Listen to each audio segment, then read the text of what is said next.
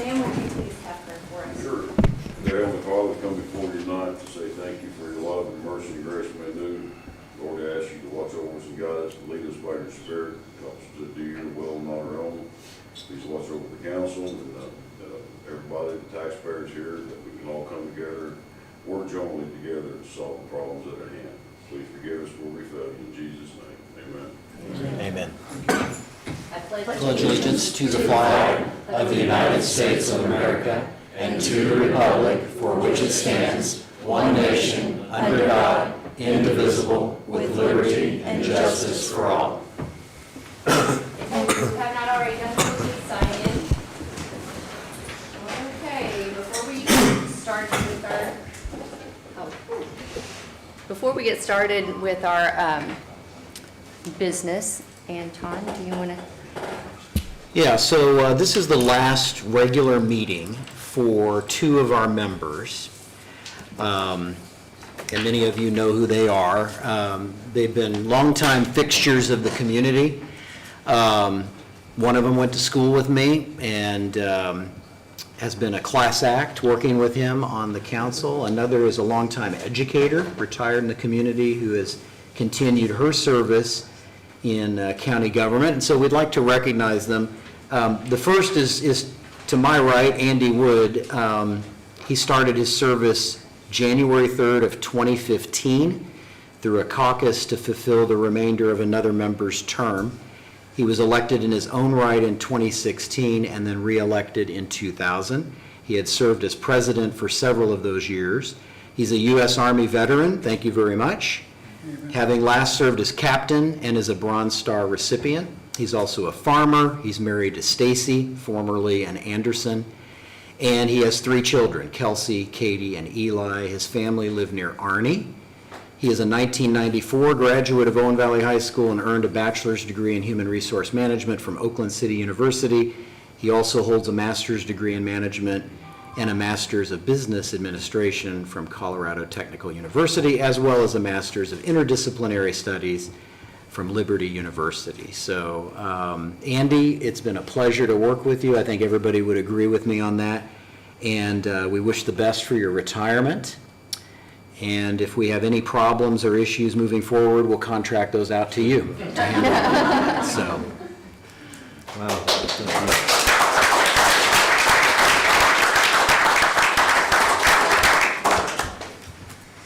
and then Amy Casebeer is retiring. Amy started her service on the council June 29th of 2020 through a caucus to fulfill the remainder of former member Drew Woodall's term. And I remember her first meeting. She was sitting in that same seat and she had a mask over her face, as many of us did at the time, having started at a very rough moment in history, I guess, with COVID and all that.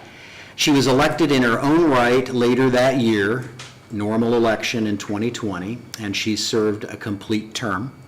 She is a retired elementary school teacher of 20 plus years and was also a food service director.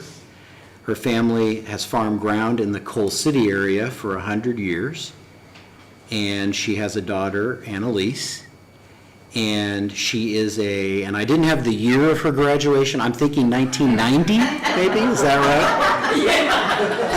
1990 graduate of Owen Valley High School.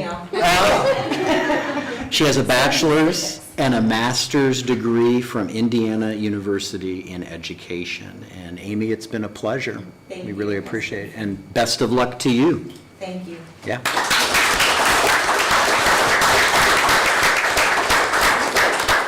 And I just want to say a little bit, these baskets back here are you guys' to take.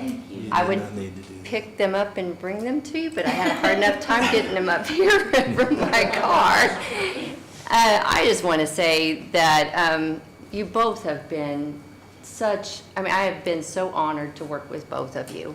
And I'm going to miss your counsel and your wisdom. And I wish you all the best, and please come back and see us, and we're going to miss you. Thank you. I do want to thank everybody for kind words. You know, the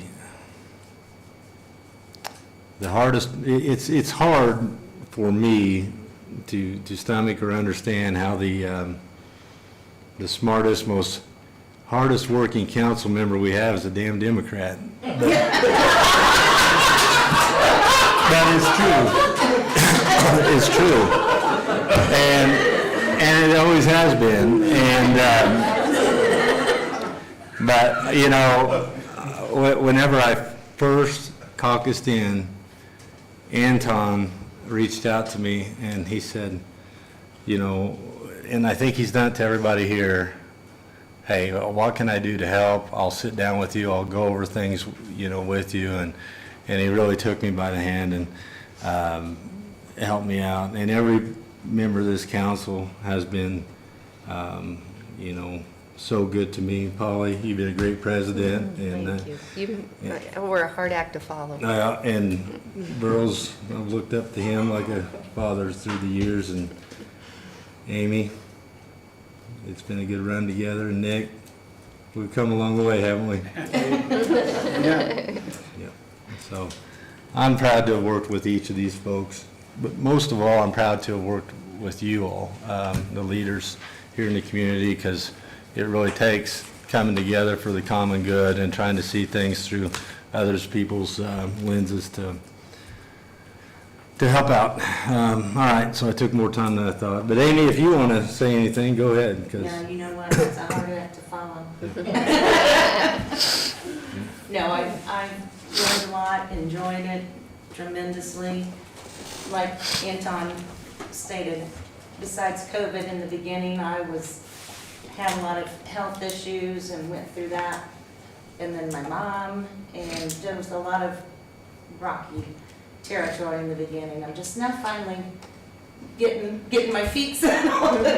But it's been a pleasure working with all of you, and not only just as fellow council members, but I feel like you all are my friends. I would do anything to help any of you anytime you need anything. Give me a shout. Thank you.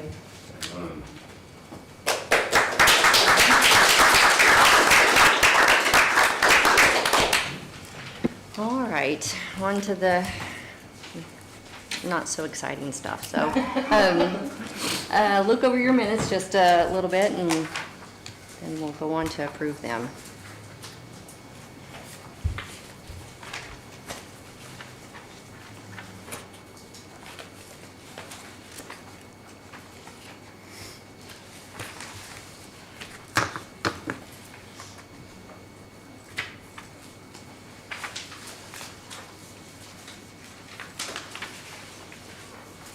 And you should have two sets in front of you.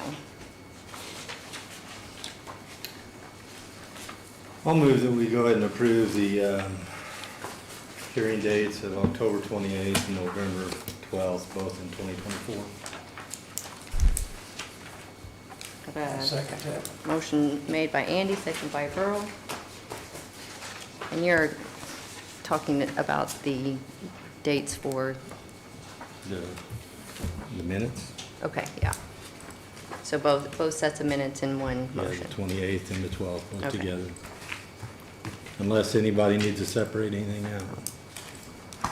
So if there are no questions, all those in favor? Motion carried. Okay.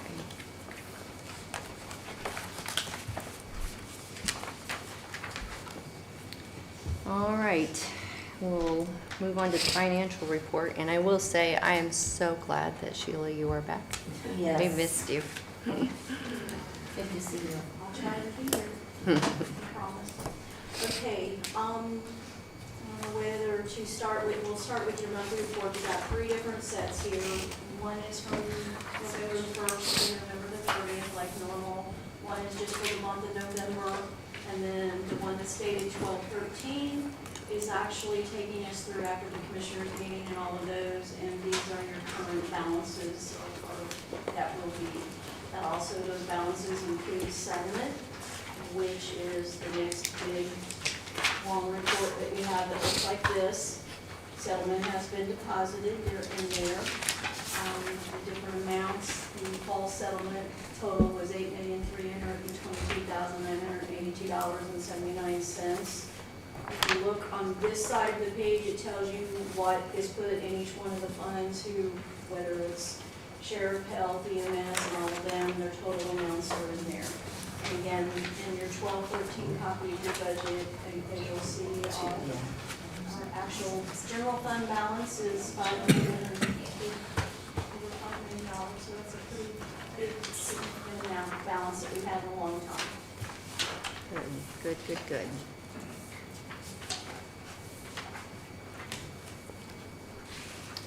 Council have any questions?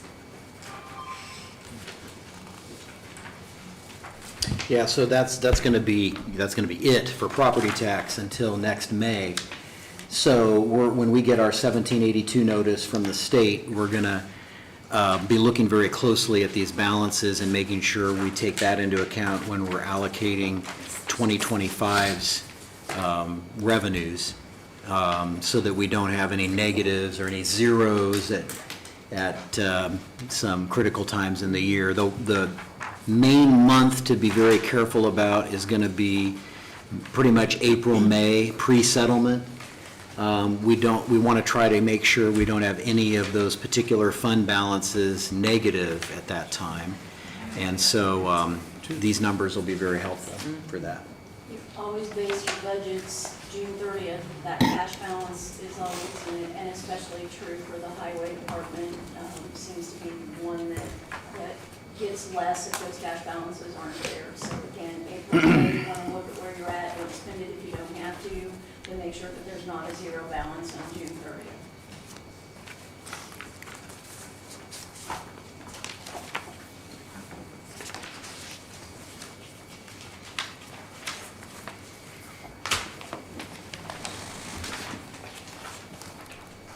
Okay. We'll have a lot more incomes after tonight. Is there the other one you need to sign? All right, moving on to old business. Okay. Oh, maybe it's coming around. 2025 budget petition hearing pending DLGF. So the matter that was raised is pending before the Department of Local Government Finance. This is a separate proceeding and is not to be addressed in this hearing or this meeting. The council has separate legal counsel that is handling this case, and any concerns that anyone has should be addressed through that process. So we did have a hearing, and it will be finalized Wednesday, and we should hear from them and hopefully get our 1782 soon. So. All right, moving on to the jail project update. I twisted some arms, and I have the summary for the jail project, and they requested that anyone that wants one of these has to sign a non-disclosure agreement. And it's being offered to the current council, new incoming council, and the rest of the commissioners and the incoming commissioners. But Gary's going to take care of the commissioner part. So, the NDA specifically states what? You want to read it out loud? Well, I'm just, if there's a summary, I'd like to hear Yeah. it, because, I mean, my point is, we And do a this- job and we do it for taxpayers, and if it's just gonna say that we can't tell our taxpayers something, then burn it. And this was not my idea. But is that what it at says? all. They're afraid that not you. No, They're afraid that understand. it's going to leak and that will No, you were affect right the first time, I understand they're afraid. But This is- Don't this, shoot the messenger. is this, I mean, something that we can't disclose? I mean, The amount for the county property that was appraised has already pretty much been disclosed publicly because of the bid process. You go and look and see what the minimum bid is. That's pretty much been disclosed. I think what they're not wanting leaked out is the appraisal for the jail project land. Okay. So we have to sign this to get it? And that was not, like I said, that was both, well, that was Craig Kaufman, president of the RDC, and that was Dana's. Yeah, I got no problem with Craig at all. He's a good man. And I pushed and pushed and pushed, or I don't think they would have let anybody see it, which I don't understand myself. I don't understand why, you know, because once you look at the summary, it's not that big of a deal. Okay. So, So is this something we need to give you right now, or? that's totally up to you. I've got the sealed envelopes with the summary if you want to do it now. And Tom, you want this? And like I said, this is not at all my idea. I didn't really see any of the limits of it, as I read through the top portion, but It makes it seem shady, Yeah, even it if does. it's not. Yeah, and like I said, once you look at the summary, It's not that. I don't see the big deal. But Well, here's the thing, I'm not gonna take it, and I'm not gonna take it because, once again, if we're elected to keep secrets, then it'd be a good idea to take it, but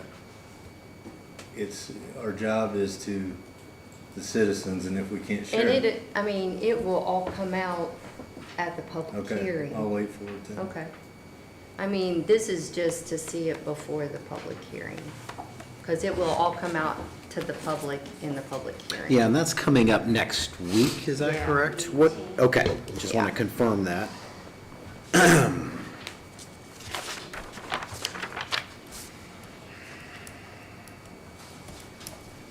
Yeah, I mean, there's value in it no matter what, because we made the point initially a lot of months ago, that the challenge is that when a member of the public comes to one of us, who would expect us to know, Right. we can't tell them anything. We can tell, well, we've never Well- seen anything, no one's briefed us, and that's a tough position to be in. At least with this, we can then at least say, yes, we have been provided the information, but per the law and so on, there are some restrictions in the nature of sharing that information with the public. But at least we can say, we've been given that information, we've had a chance to review it, it's that many number set of eyes, it's a little more assurance to the public that, hey, we're aware of it, and, you know, there isn't anything particularly out of order at the moment. But in light of the fact that the meeting is just next week anyway, the value of getting it now is greatly diminished anyway. It does kind of make it pointless. If it was something we could have seen 6 months ago or 4 months ago, but we've been trying, and. I have been yeah. trying, and you can read all my emails to them. I understand. Yeah, But the that's main very point admirable, that but- you're kind of saying is, the main point that the reason why we wanted it was to do our jobs, and Correct. now it's being. It's a little more handcuffed. moot with the week away. I think It's once you just- look at the summary, you won't feel that way. I mean, because, you know, a lot of it was the different studies that were done, and I don't know why you would, that really has nothing to do with the non-disclosure agreement. I mean, they did a sewer estimate, a water estimate, you know, checking the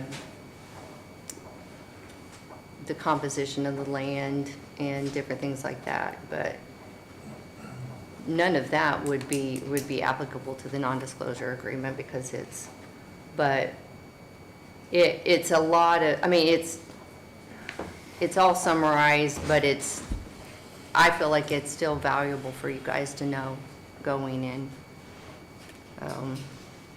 Otherwise, I wouldn't have been fighting for you guys to get it like 6 months ago or whatever it was. The only concern that I have with signing it is that, and I know it's kind of implied that it expires on the 18th because that's when the public hearing is, but I would almost like a specific provision that states, this particular non-disclosure expires and no longer becomes enforceable, on the 18th at 6:30 p.m. because, now there's something in writing that has my signature, and there's, who's to say, well, you weren't supposed to disclose that yourself. It wasn't supposed to come from you that evening or the next day. Someone could still kind of twist that, and I'm not comfortable with that. I know. But no, thank you for definitely trying on that. Does anybody else want one of these statements? Do you want to read them?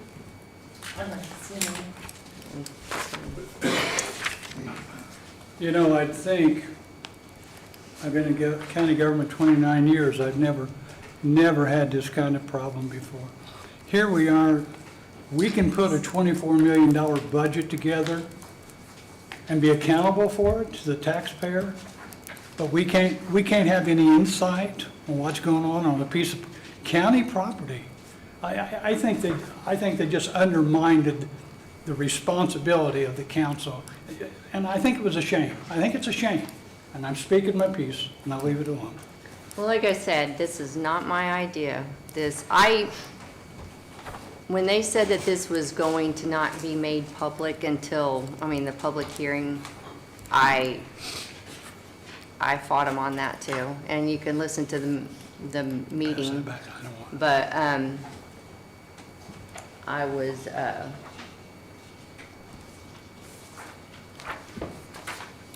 I'm just one of however many there are on there, so. Well, I appreciate the work that you did to get this, and I feel they have the, It's like. everybody's decision. You gotta make your own decision. Polly, and you have to realize, I don't think there's anybody on this board that blames you. I think you went above and beyond. I really don't know who the person was, and they say it was the state. I don't know.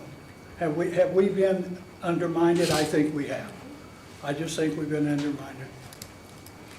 Well, I appreciate the fact that we spent how much money in attorney dollars to write something up so that we can have it, but not tell anybody about it 1 week before the public hearing. Well, they were talking in circles and on how they wanted it dispersed. They had like a set of instructions, and I just said, the heck with it. I'm printing it out and doing it myself, but. So anyway, well, I tried. So this is just, I'm gonna look at it, I'm not gonna say anything to anybody, and then if somebody does say something to somebody, they can come back and say, Yeah. Until the 18th. They just don't want it leaked until the 18th. shady. Okay. Transparency, that's what that is. Well, just don't throw me in there. I'm not. And that's what I said, I appreciate that we did this, and All right. So on the jail project, we do not have an ordinance or resolution for the $315,000 earmarked in this budget year for moving over to the jail facility fund. Is that going to be something we can have for our January meeting? You can. Because you can do it at any time, really, but. What you'll do is just reappropriate it and keep it in there, and unless you want to go ahead and do an ordinance and start dumping it all in the same fund. Because we're going to have to do the same thing when the jail project comes up, or the radio project comes up. It's easier to put it all in one fund, and that way you know what Yes. your running balance is, and you're not paying claims from 3 or 4 different funds and trying to keep track, which is the same thing we want to do with Sheridan and the radio tower, so. Right. I would say let's just do the ordinances at the January meeting and pull that. It was 315,000 that was in there, in the original 1170 fund, so that you'll still have that goes toward the jail. It will still be there if there's other costs that come up. We still have to have, surveys and deeds and things done, so there's gonna be some more costs that come along that can come out of those as well. Yeah, I just, it's one of those things where out of sight, out of mind, and we specifically earmarked it for this budget year. So it kind of, when you look at the fund, 1170, it kind of technically has 300 and some thousand more than it should. And so we want to be, we want an accurate number. And it was earmarked for the jail project, which is moving on, so we can encumber that amount. It will still be in there. You don't have to do appropriation, you just would want to do an ordinance just to. We want to move dump it, in a yeah. fund. That way we take that amount from cash and then move it into cash in the jail facility fund at that point, so. But yeah, January would be good to have that. Okay, anything else about the jail? All right, moving on. I hereby open the public hearing for additional appropriations requests that have been advertised. They're in front of you. You have a sheet in front of you that looks like this, that lists all of them that were advertised.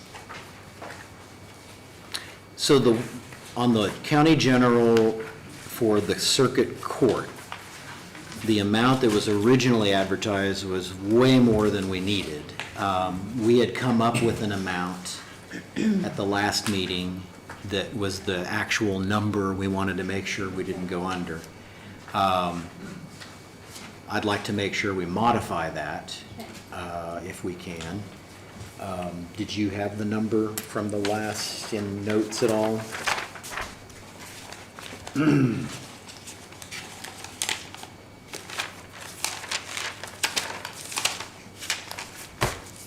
Let's see here. Yeah, did you have that in your notes? 4,000? Okay. Yeah, so the only, whoever wants to take action on this for the circuit court wages part, I think it's important that that's only going to be 4,000 instead of 26,000. Perf is probably not as critical at that point, but it's not big enough to worry about. And then the fuel, the 17,000 that is proposed out of 1170 was supposed to actually come out of the fuel reimbursement fund. Now, that doesn't require a hearing for that fund, but I think in the action tonight, we want to make it clear that that's where that's coming from.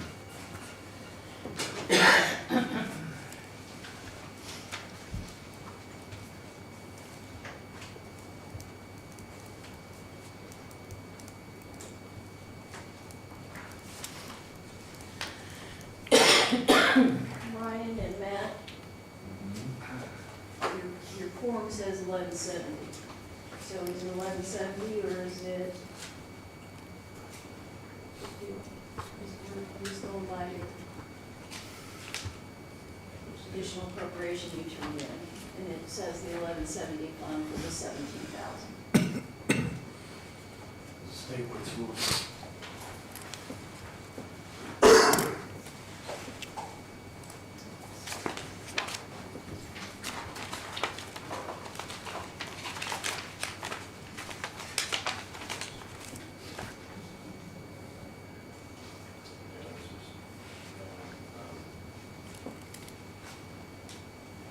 It was advertised, the amount, so it can come from where you want it.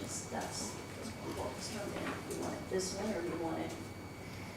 Well, the motion was made at the last council meeting to take it out of fuel reimbursement, not 1170, so, yeah. Okay.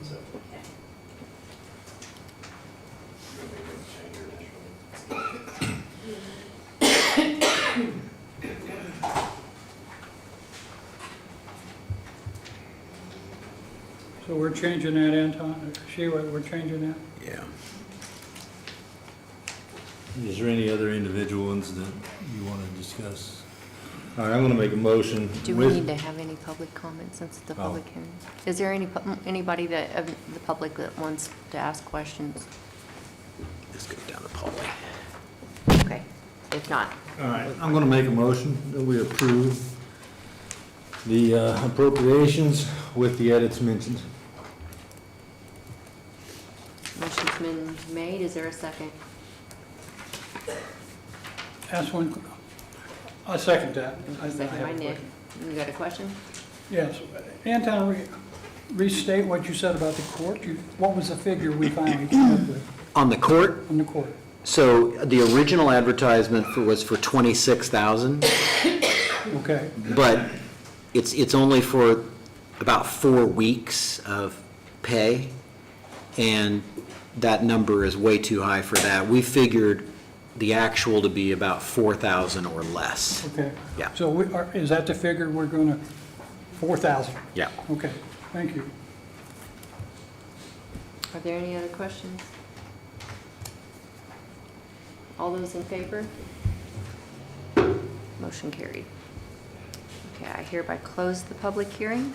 Excuse me, I have a Oh, question. yes, The soil and water was supposed to be on it there? is. It is. It is on there. Oh, it is on there, Uh-huh. I apologize. I Yes. apologize. No. Your 5,000, is that? Into the riverboat, down to the bottom, so Oh, that's- okay, Yeah. I apologize. I didn't know. Congratulations, Tammy. But we missed You her got it. one month. You said you finally got it. Oh, I did get it? Yes. Wait, what? Yeah. Oh, my God.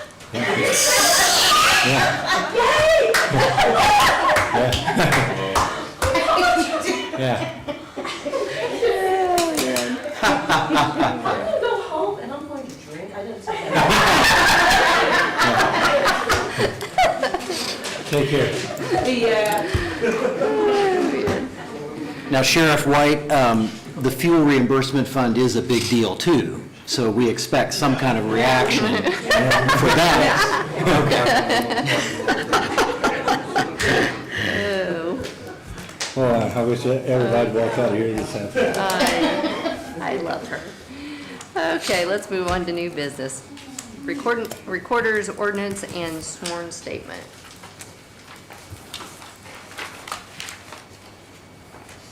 I make a motion, we adopt that. A motion made by Nick, is there a second? A second. Seconded by Amy. Anything you want to say about that, Sheila? You looked like you were going to say something. Okay. It's been going, I think that's Been doing it ongoing. for years. Yeah. It's just, Yeah. you have to do it It's- through yeah. code. You have an ordinance, as well as the signed affidavit that she's already signed, so All right. it's good. All those in favor? Motion carried. All right, Communications 911 vendor radio project. You're up. I don't mind if the sheriff goes first, Oh, okay. just so these guys can, I know they probably need to get out of here. Oh, okay. Um, You guys want to go first? You said you wanted to go first.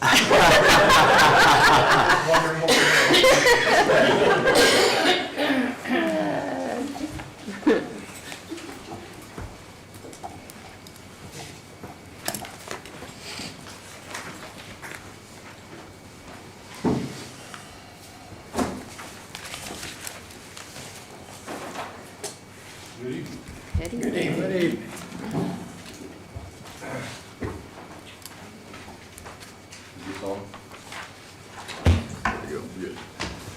So we're here to discuss the pay of my deputies.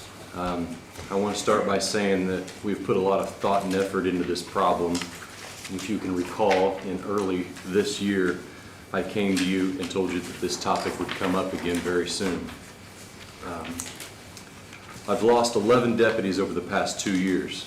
Some have left due to issues, others have left because of higher paying law enforcement jobs in the surrounding counties.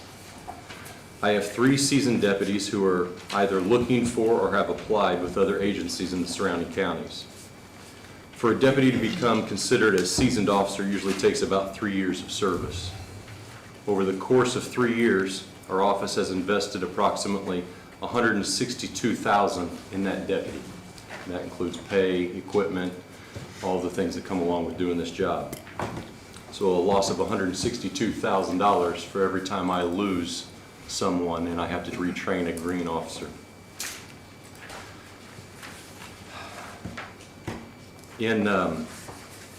I have one open position currently. I have one rookie leaving for the academy in January. If I lose the 3 other deputies that are looking for higher paying jobs, I would be left with having to eliminate third shift, meaning that we would not have deputies to answer the calls for those times. This is not what we want, and it's certainly not what our citizens deserve. One of my deputies, who you all know and who's given me permission to mention this, is Bill Brown. You all know Bill. He's our DARE officer. He's an SRO. He's a 30-year conservation officer and has been with this office for several years as well. Bill has an opportunity to go to the Gaming Commission as a law enforcement officer with a starting pay of nearly $120,000. Losing Bill would be enormous. I cannot replace Bill Brown. I cannot. He is irreplaceable. I'm not saying that to give his head any bigger to where he can't go out the door, but he's a valuable asset to this county, this department, and the kids in our schools. My current team of deputies are awesome. I couldn't ask for a better group of men to work alongside of. But if their pay doesn't go up, I will be stuck with people who are only looking for a job, not a career. That is a recipe for disaster in this career field. My office holds the greatest liability of all the county offices. Our decisions greatly impact the lives of our citizens. We are the face of county government for this community, and we cannot settle for just a warm body with a heartbeat to wear this uniform. Our citizens expect and deserve more than that. They deserve a qualified professional law enforcement officer responding to them in their times of need. Spencer Police Department just received $10,000 pay increases for their officers. That puts them at making more money than our deputies. Just to compare our workloads with theirs and not to discredit them in any way, this is not what this is for. But here are some interesting facts. Spencer Police Department annual calls for service is 2,353 on average. Ours is 9,676. We are 3.7 times more call volume than they take. Spencer Police Department annual calls per unit, per officer, 237 a year. Our guys go on 879 calls per year each. Cases drawn. Spencer Police Department pulls 287 as an agency. We pull 1,184 cases as an agency. Cases per unit, per individual officer, they average 28 per year. Ours are easily 107. One of our deputies last month pulled 25 cases by himself in 1 month. That's over 3.7 times more than SPD, who makes more than we do. Spencer Police Department covers 1.2 square miles, while my agency covers 388 square miles. Ellettsville is similar size to SPD, and they have a starting salary of $68,000 a year, while my deputies start at $52,000 a year. In your packets, I've provided you with a list of surrounding agencies and their starting salaries. So if you don't mind, can you go to that? It looks like this.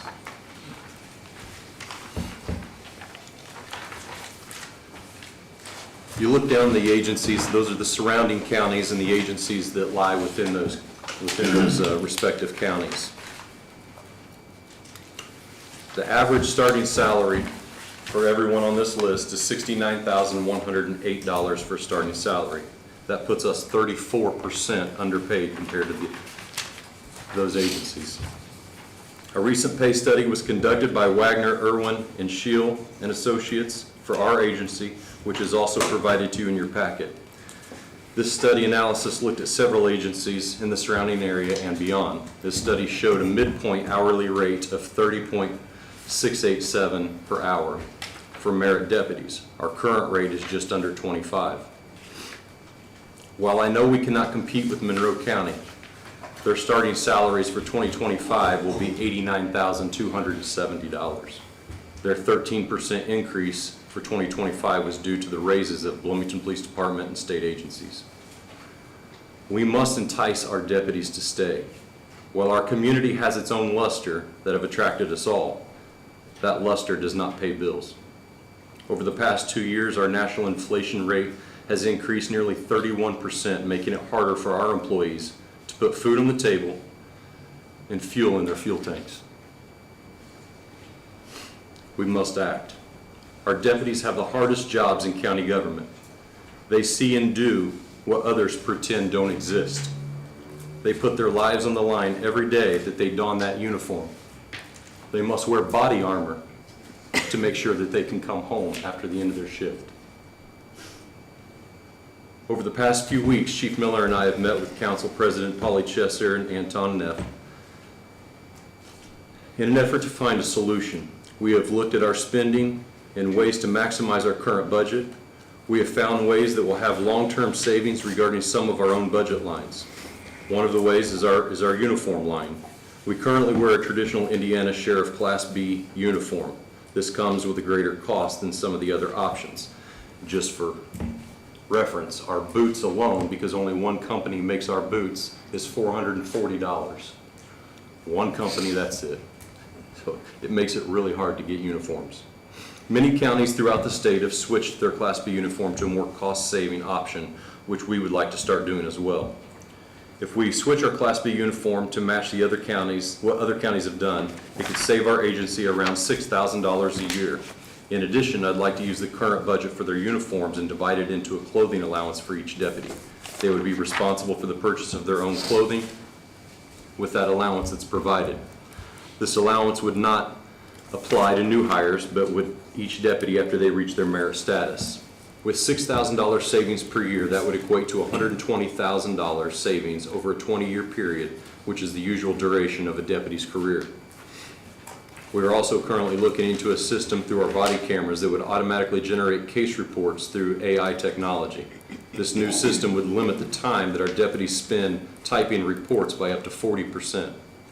This would allow our team to spend more time solving crimes, responding to calls for the public, and less time in the office. Ladies and gentlemen, we will do our part to be more productive and more efficient. All that we ask is that you help us by doing your part and allow our team to be compensated for the work that they do. Our community cannot flourish and grow without the cornerstone of a strong law enforcement agency. In an effort to increase our appeal to applicants, we are also asking that who are ILEA certified, they would be allowed lateral transfers to begin at a pay scale of a first-class deputy position at $33 an hour. This would allow us the possibility of hiring seasoned deputies rather than being limited to only new green hires. This process would allow the new certified hire to use his longevity for up to 4 years to count towards their higher salary. This practice is commonly used with agencies throughout the state and can greatly benefit us on recruitment and retention. Is that all you got, Ryan? Yeah. So, mind if I say something? Nope. Appreciate all your officers being here tonight and our SROs back there. You know, Anton and I both have children at the high school right now. It means the world to us that you're there. I'm in agreement on all of it, and I would urge the council to approve it, and let's just get it done. Have you figured out exactly what you're asking for extra from what you're at now? We do. It is included in your It's in packet. your packet. Yeah, so I'll jump in on the money part of this. So this isn't just a show up and ask thing. This has been a part of a couple of different things. The first is this council had voted several months back to pursue an update to our wage and compensation structure. And so we have engaged in that effort. We did sign that contract with Wagner Irwin Scheel, which is the same firm we worked with 5 years ago. As you recall, one of our biggest challenges with that is that it was completed kind of pre-COVID. I know it came out during COVID, but the numbers were kind of already behind, if you will, but that's all we had. And we've kind of been working with those targets over the last 5 years with some extra. If you recall, we already voted for 2025 to do what is called the midpoint target of that report, plus another halfway to 100% essentially. And that resulted in some major increases across the board for key areas, but again, kind of old data. So the effort that we are embarking on for the newest project is to have new data. And the starting point wound up being the road division of the Sheriff's Department. And that's the reason behind that is largely due to some state trends we're seeing by the state police and the state legislature increasing their pay. It's kind of created a race to the top, if you will. So you have departments where you might have Monroe County seasoned deputies that are pursuing other career options, and that opens up positions for other counties like ours to backfill. You have competitive wages to keep people in their fields. Instead of maybe going the state police route, you've got other departments that say, come and do our route, but they have to pay in order to compete.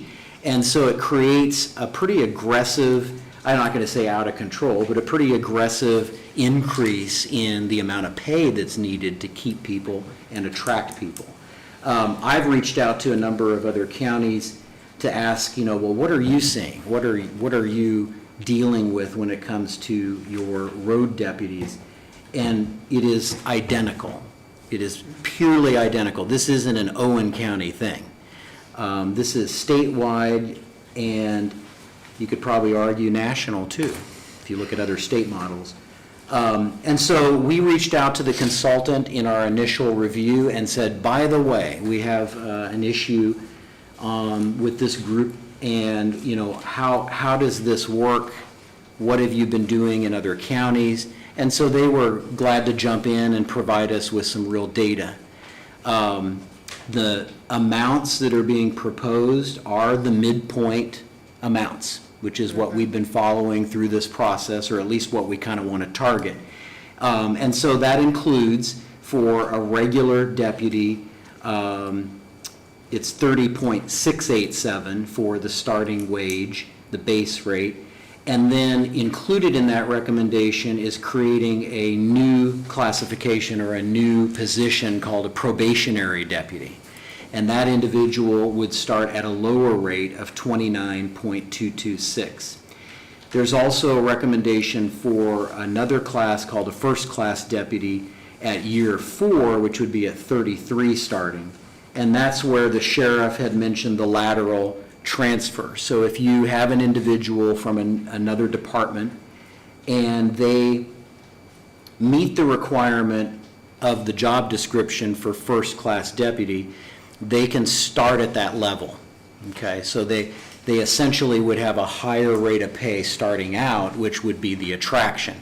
And I want to clarify what you mentioned earlier. Longevity is separate. They would still start at 0 with us because they wouldn't have been with us to qualify. Correct. But they would qualify as a first-class deputy for that higher rate of pay.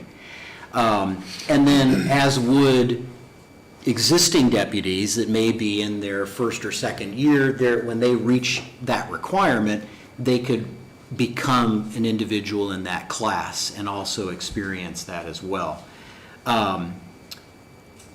The key challenges in putting this together were quite enormous. First of all, we have the budget and the money, which we'll go through in a minute. The second is the current dynamic of years of service and where people are at now and how, doing this adjustment changes here and there, and trying to come up with the right combination that really focuses on the problem area, which is that years 1 through 9, essentially. We also looked at the workload, like you mentioned, with the town. We saw the concern with their starting wages. I think Ellettsville, I don't know if you mentioned that in your write-up, but Ellettsville also has a pretty aggressive starting pay, and that's a neighboring town.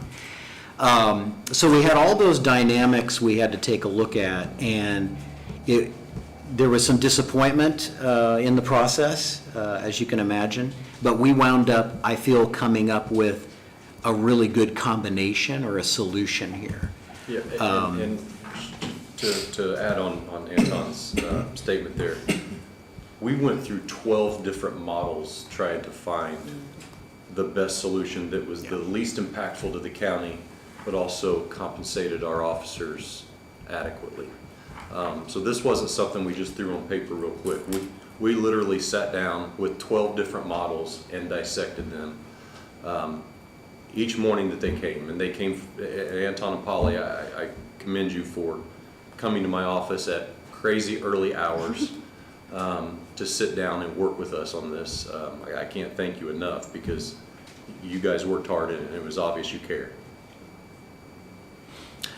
As far as how to pay for all this, the big chunk is going to come from moving the jail commander position funding source over to a fund called jail housing. And I want to make it very clear, it is not connected or related to the jail facility fund or the jail facility project. That's separate. That's earmarked for that purpose, and there would be no money used taking away from that project or anything like that. Jail housing's primary source is from the state of Indiana, essentially, money that we get paid for housing state inmates. And it's not necessarily by choice where we're saying you got X number of beds and we can make X per person. There's part of that. But the other part of that is, while certain inmates who have been sentenced to a DOC facility, they're just sitting in our jail, and you could almost argue the state sometimes drags their feet because it's cheaper to house them in our jail at $35 a day, right, or $37.50 a day than it is for them to take them. But they still pay us so much per day, and that fund collects that. The revenue average for that fund over the last several years has been about 120, 130, I believe, for revenue on it. We currently budget 60, but a lot of those budgeted items are excess or overflow items out of the regular budget. So if there is an emergent need, or we have to buy jail bedding or supplies, there's a place that's already been budgeted to pull from. So I'm not saying we normally would spend 60, but we budget 60. So the proposal's to move the jail commander position funding over to that, which frees up about $110,000 right there. The other is our state revenue estimates for income tax coming into the 1170 fund also produce another $35,000 or so that we could then budget. So that's 35 extra that we weren't initially planning on that we could use in budget capacity. The other concerned uniforms, and I think that was a late addition, if I'm not mistaken, Deputy Miller, we had actually budgeted about $20,000 for deputy uniforms, separate from jail, because jail had its own line item. You mentioned in your proposal that you really only need 10 or 9,500 if you're doing the new allowance with the different class of uniform. So that's another 10,000 that we could transfer or move there. Whatever gap is left, which I think is not much at that point, I think it's maybe 20,000, with the cash balance that's in the fund, and as close as that is to even, I feel comfortable running with it. We've tried to narrow the funding gap or as much as possible so this can be paid for without an increase in any tax or taking away from other expenses that we have to meet.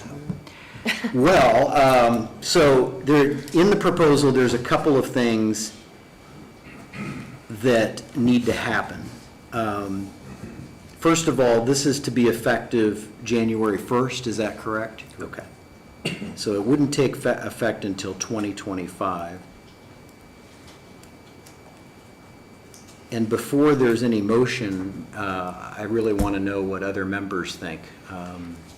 Well, Because it's, it's a big project. yeah, obviously I'm for it because, I mean, we've worked really hard to make this affordable. And I think what really hit home to me was the fact that, I mean, this Spencer Police Department was going to make more than our deputies who were, as you so aptly pointed out, you have so much more workload.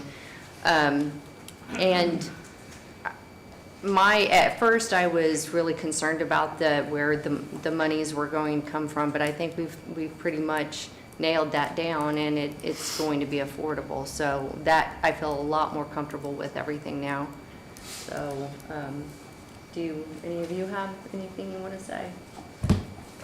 I'd like to ask Ryan one thing. Do you feel that what you put together, Ryan, is going to, I know it's not going to cure your problem of retention, but hopefully get a handhold on it? I believe it will. As I said, I have a great team. My team didn't get into law enforcement because they thought they were going to get rich. If anybody joins law enforcement to get rich, you're going to be sadly disappointed. They do it because they're servants. They do it because they care about other people. They love Owen County. This is where many of them are born and raised, and this is who they want to serve. They don't want to serve Monroe County residents. They don't want to serve Clay County residents or anyone else. Is it the fix-all? No, it's not a fix-all. Is that pay matrix a living, breathing document that would have to be readdressed in the future? Absolutely. We constantly have inflation. We're faced with about 6% to 7% inflation every year. There'll be a time when this too needs to be readdressed. But if I can get my guys to stay, then our citizens are served. I appreciate that, Ryan. Anton, I don't know, I will make a motion that we will adopt this as presented this evening. I think Andy already was sold on it, and I believe, I don't think there's any one of us up here that would not want to see. I remember years ago with the sheriff's department, we had one, I think it was one deputy on call over the night to cover the whole county. And I thought how dangerous that is to send a deputy out by himself in the middle of the night. So I think we came a long way, but We have. I think, I agree with the inflation that's going on. We have to make sure that our young men and women that are serving the county, we are telling them that we appreciate you and we pay taxes and we wanted to share in your living and your livelihood by giving you a raise. So that's my motion. Any question? Can we have a second first? Oh, yes. No. Is there a second to Nick's motion? I'll second. In regards to the wage study, since we have those and we have this issue in other departments, in other areas, is this going to be to the midpoint then? Yeah.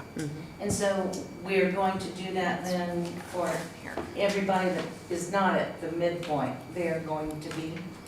Yeah, so the project continues. It's not over or anything like that. It's just starting, but our goal has always been the midpoint throughout our actions. We're trying to get to that. And so, yes, those are the numbers we're wanting to get through the consultants process for all positions countywide. It's just this will end up being done now. Well, that's what I was but yeah. wondering, because I'm sure other departments are gonna wonder, well. They're all going to be higher. That's kind of a no-brainer. It's how much is key and how they're classified. And quite frankly, there are other areas where there's probably not actually as huge of a difference, to be honest. just because of the nature of the job and what classification they're in. The areas that we've seen most concerning outside of this is other law enforcement, other emergency medical, That's things what I like was- that. So any kind of public safety generally is going to be in the higher zone for inflation and the impact Just we've been for, seeing. Yeah. Yeah, Public, awareness. Yes. That we're And that's going our, to go. and this is just one step in the process Right. of getting everybody That's- to where they need to be. And then with the 155,000 that is going to be freed up, I've got these papers in front of me. Is this the total? yes, let's see here. Okay. Yeah, So- we outlined it by fund. Let me switch this right here. This is the net cost specific to this proposal. So these numbers are very specific to that, to the penny. Okay. The 1170 fund was 195,300. That's where we talked about the jail commander, the Right. budget that's not used, the 10,000 for the uniforms, and kind of breaking that gap down. 1237 is an opioid fund. It's a grant fund, essentially.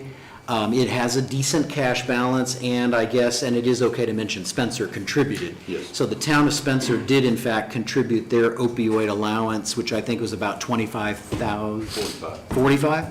Okay, so they contributed 45, and that's what funds the position Bill is actually in. But that was 16.9, and then the police retirement, which is a little bit of a guess, but a percentage, comes out of the general fund, and that's about 57,000. And then what does mean remove canine? Is that from, So Yes. we're reclassifying how it's basically called a matrix, so how you're paid. So right now, there's so many things that are tagged on. You make the base pay, and then you get $1 for this, $1 for that, if you've got this. We're eliminating that to make this work. okay, And so you're a deputy, if you do a specialty thing like Matt's a firearms instructor, he's not gonna see $1 for being a firearms instructor. Gotcha.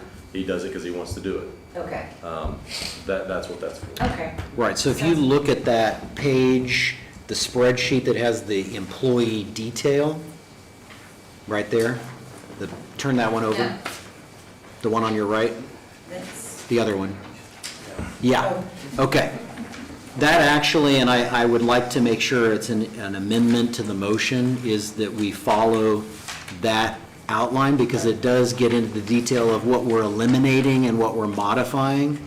We want to make it clear that we are eliminating K-9, specialized instructor. Anything that's basically crossed out on those is what we're eliminating. okay, And anything that remains or is modified is what the new will be.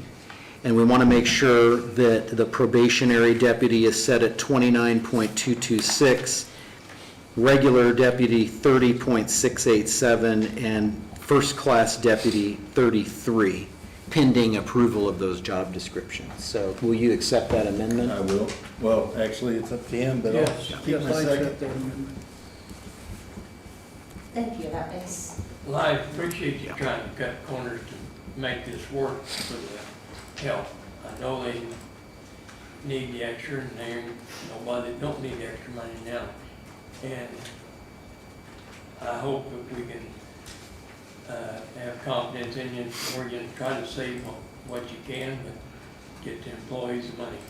The big thing is going to be uniforms. We spend an astronomical amount of money in uniforms. They're so You expensive. know, there's little things that a lot of people don't see that you can save it, Yeah. and you know the inside dope. So I'd appreciate it if you could, and maybe you keep your help.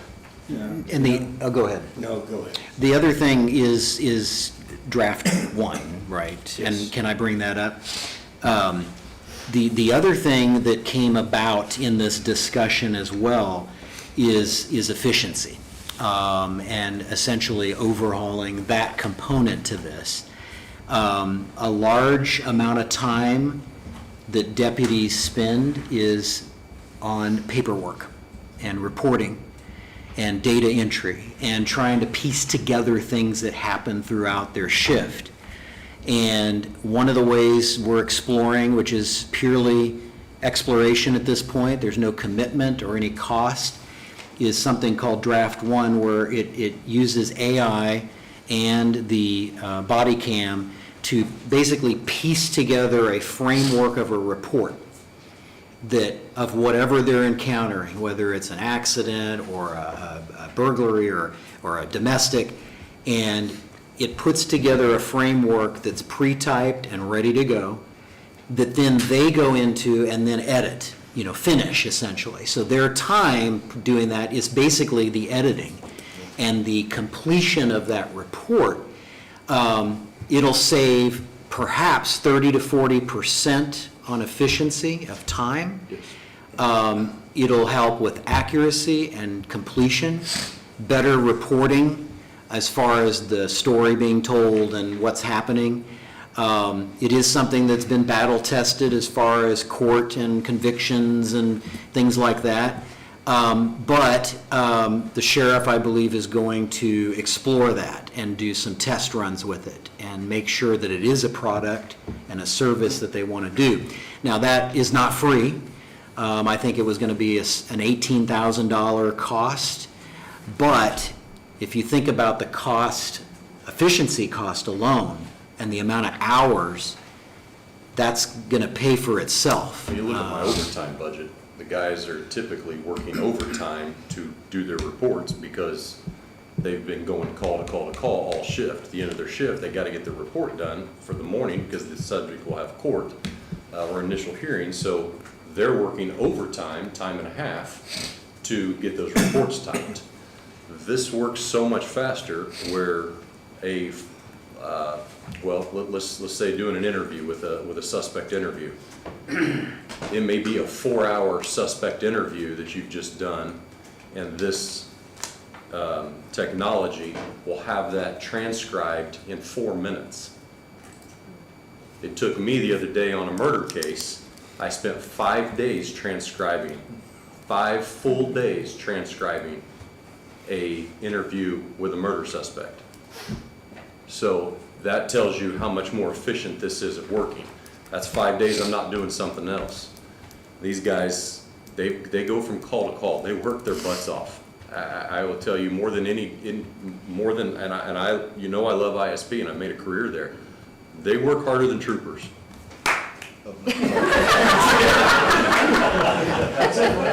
I'm being honest. These guys, they do their job and they do it well. And before anybody catches, there's always, every time we give a raise, and especially with the sheriff's department, I feel like a lot of people feel unloved, but it's, you guys are doing, I hate to say it, but you have the audacity to go out and do what you do. And stand up again, killer. That is who we're sending out every single day. And oh, by the way, that's who our government, same age, sends out to do our dirty work, True. And we all, and all the taxpayers here, are paying for it. And Be surprised what he'll get himself into. yeah, no. And I will tell you, you're 22? Yeah. He's 22 years old. His maturity level is beyond that. The other day he got into a pursuit. And I'll tell you, I've been doing this for 27 years. It is hard to stop when you're chasing somebody that's running from you. He's by himself, and he made the call himself, I'm terminating my pursuit. That's a hard thing to do, but he's seen that the situation was not safe for him or the suspect. That's hard for anybody. That's hard for anybody. That guy gets into more stuff than anybody I've ever seen. We have a name for it. I won't say it in an open meeting. But how do we get more out of he's Steve fantastic. and Tori back there? What's that? I said, how do we get more out of Steve and Tori back there? Hopefully money. May I ask you another question? Yes, ma'am. And it's regarding the SOCS the agreement with them, and I just, because, you know, I'm passionate about that, I don't understand. If you just briefly tell me, the two positions funded by them for the 22,000, nothing's going away. No, Right, I've already for spoke to nothing. Andy and I spoke to Aaron, and that will still be paid. They pay that part out of the Secure School Safety Grant. Okay, They are aware of this going on. so they are going to? They are aware and they are willing to adjust their funds to make sure this happens. Well, that's awesome. Yeah, and So nothing is going to be taken. yeah, that was actually I know, forgotten, I just- yes. It was, Oh, I didn't understand what you meant. I will call for a vote after she's Yeah, done. yeah, that's the other, I forgot that offset. It was another 22,000 Okay. there from the school, Amy, that would also close that Yeah, funding thank you. gap essentially on Thanks, that, so. Ryan. I'll call for a vote. All right, I think we're ready to vote. All those in favor? Motion carries. Thank all of you guys. Thank you. Thank you guys. Thank you guys so much. Thank you for all Have you a do. Merry Christmas. Stay safe. Thanks for doing the work, Paul and Anton, with them. Thank you. Yeah, Anton had me there at like Now they're involved. 7:30 in the morning. Hardy, I'll be looking out for you, buddy. Yeah, thank you.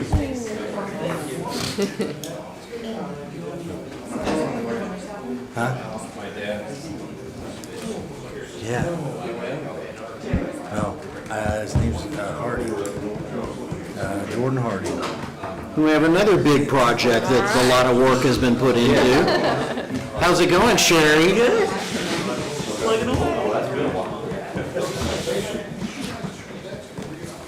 Okay.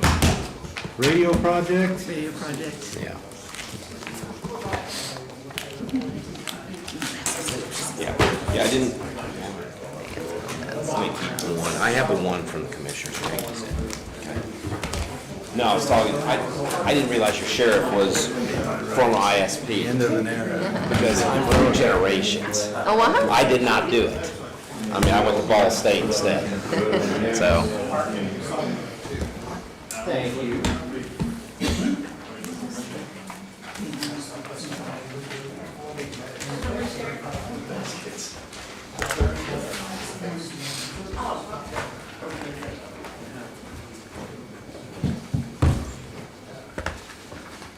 ready? Okay, my name is Terry Burnworth. I was hired by the county. I am one of the owners of Pyramid Consulting. I specialize in public safety. I lecture around the country on procurement models and current public safety communication systems, okay? And in fact, I'm the only one in Indiana that really specializes in the RF part of it. I did grow up in law enforcement, so when I went to Ball State, I should indicate I'm also a licensed architect, but I went into this area because I saw a need, okay? And that need was competitive procurement modeling, okay? So what's happened is with your VHF system, currently when I did the assessment on it, it doesn't propagate very well. That's the best way to put it.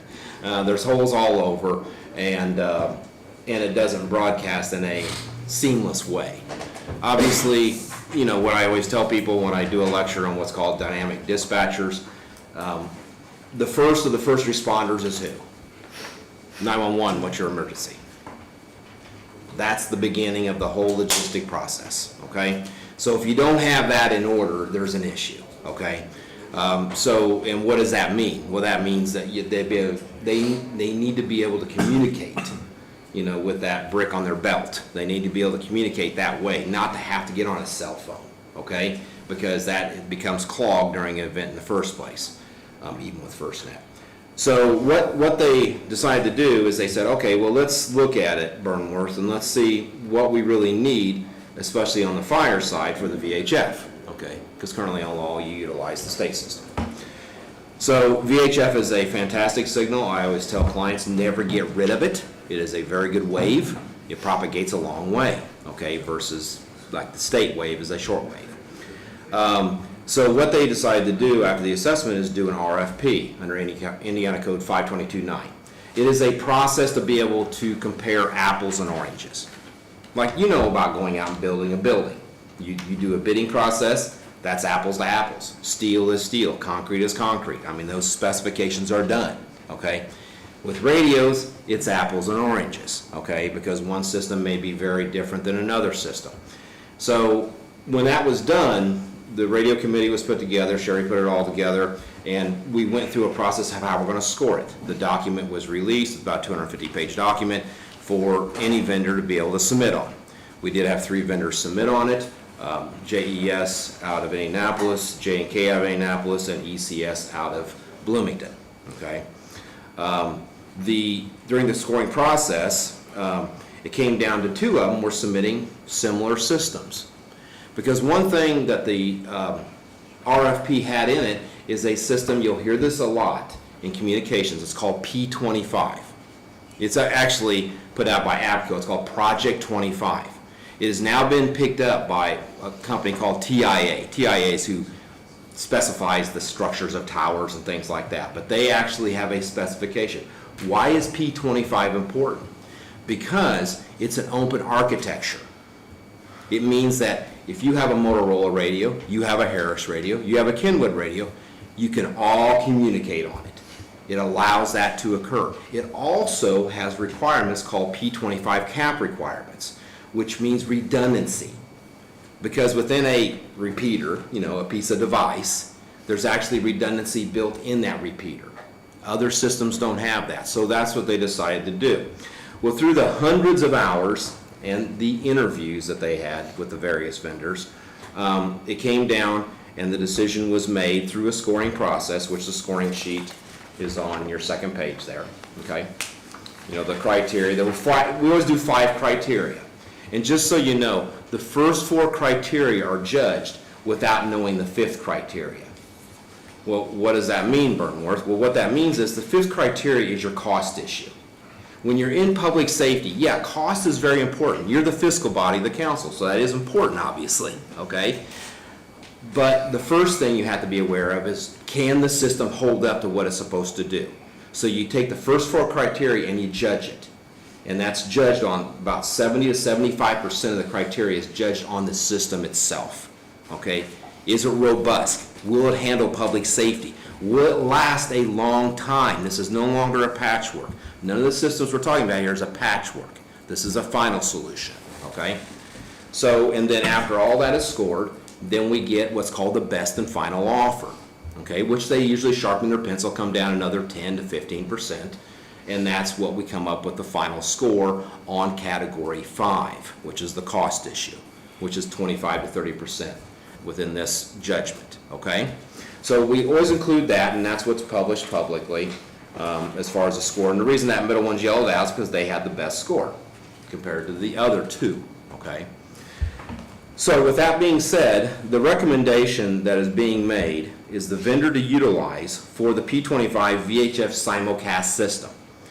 Now, what a simulcast system is that when she mics up, or if somebody around the county mics up, everybody, the entire county is saturated, meaning that you don't have to change to a repeater channel. You don't have to change to a certain voter that's going on. It saturates the entire county, because that's what needs to happen. You don't know if somebody's in the north, the south, the east, or the west part, okay? So that's what's different in a simulcast versus what's being used now or any other system, okay? So it also becomes a digital system because, we all know a wave, okay? Well, within that wave, there's I's and O's, you might say. That's what digitizes it. That also allows for further penetration in the county, but it also makes a clear signal. For those familiar with radio, there's no longer static in the radio, okay? It's extremely clear because it's a digital system. All digital systems are required to be that way. So, the recommendation being made is ECS out of Bloomington, okay? They came with the highest score. The simulcast system that is being proposed is a P25 qualified system, which I already explained, for the public safety communication. It is a 1-channel simulcast system. It is what is called a Kenwood Atlas system. I've been personally involved with 5 deployments in the state of Indiana with the Atlas system. Yours is a 1-channel. Well, what does that mean? What if we want to add another channel in the future, okay? Well, your structure is already there then. The backbone is already there. All you have to do is buy another repeater. A repeater is a radio, and you put that at the 3 sites. So that way you can propagate another channel in the future if you want to. Okay, that's how this works. So the system is future-proof. That's a term that people like to use because you want to make sure it's a final solution, okay? It's a 3-site simulcast, like I said. There is a new site at the firehouse at Patricksburg because right now the 90-footer that's there needs to be upwards of 180 to 200 feet. You try not to go over 200 feet because then you get the FCC involved and the feds like to do these special permitting things that becomes very long, okay? But that way we use 2 free sites because we use the Hoosier Energy site over here around the 260 to 280 foot level, and then we use near the top on the Ponderosa Road, the RMC. You have 2 electric organizations within this county that are always been very obliging to your public safety communications. Well, we're moving things up a lot higher on them, and I was able to have conversations with them on these, okay? So anyway, you'll own the 1 asset at Patricksburg, and then the other 2 are rent-free, and there will be long-term agreements for that purpose, of course. It is a digital system, and one thing I mentioned that it propagates better, it also allows for multi-frequencies in the future. Because if you want to go ahead and apply for what's called a 700 megahertz frequency, the feds years and years ago actually allocated every county with frequencies on the 700 megahertz range, which is the same as the 800 the state uses, okay? So that you can do in the future, and then what happens then? Well, you can actually cross-communicate. True interoperability, because that's what you want. You never want, a lack of interoperability where you're using your cell phone for communications for emergency purposes, because this system's going to be completely clogged because it's a network system, okay? Cost issues. You're the fiscal body. One of the most important things for you.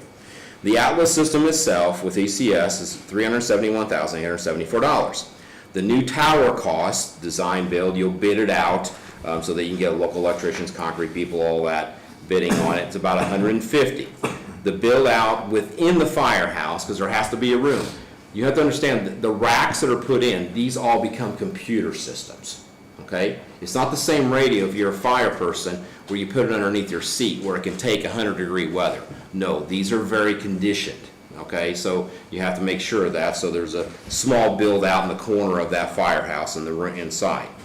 RMC, the Ponderosa Road, lacks some grounding issues. That's the best way to put it, okay?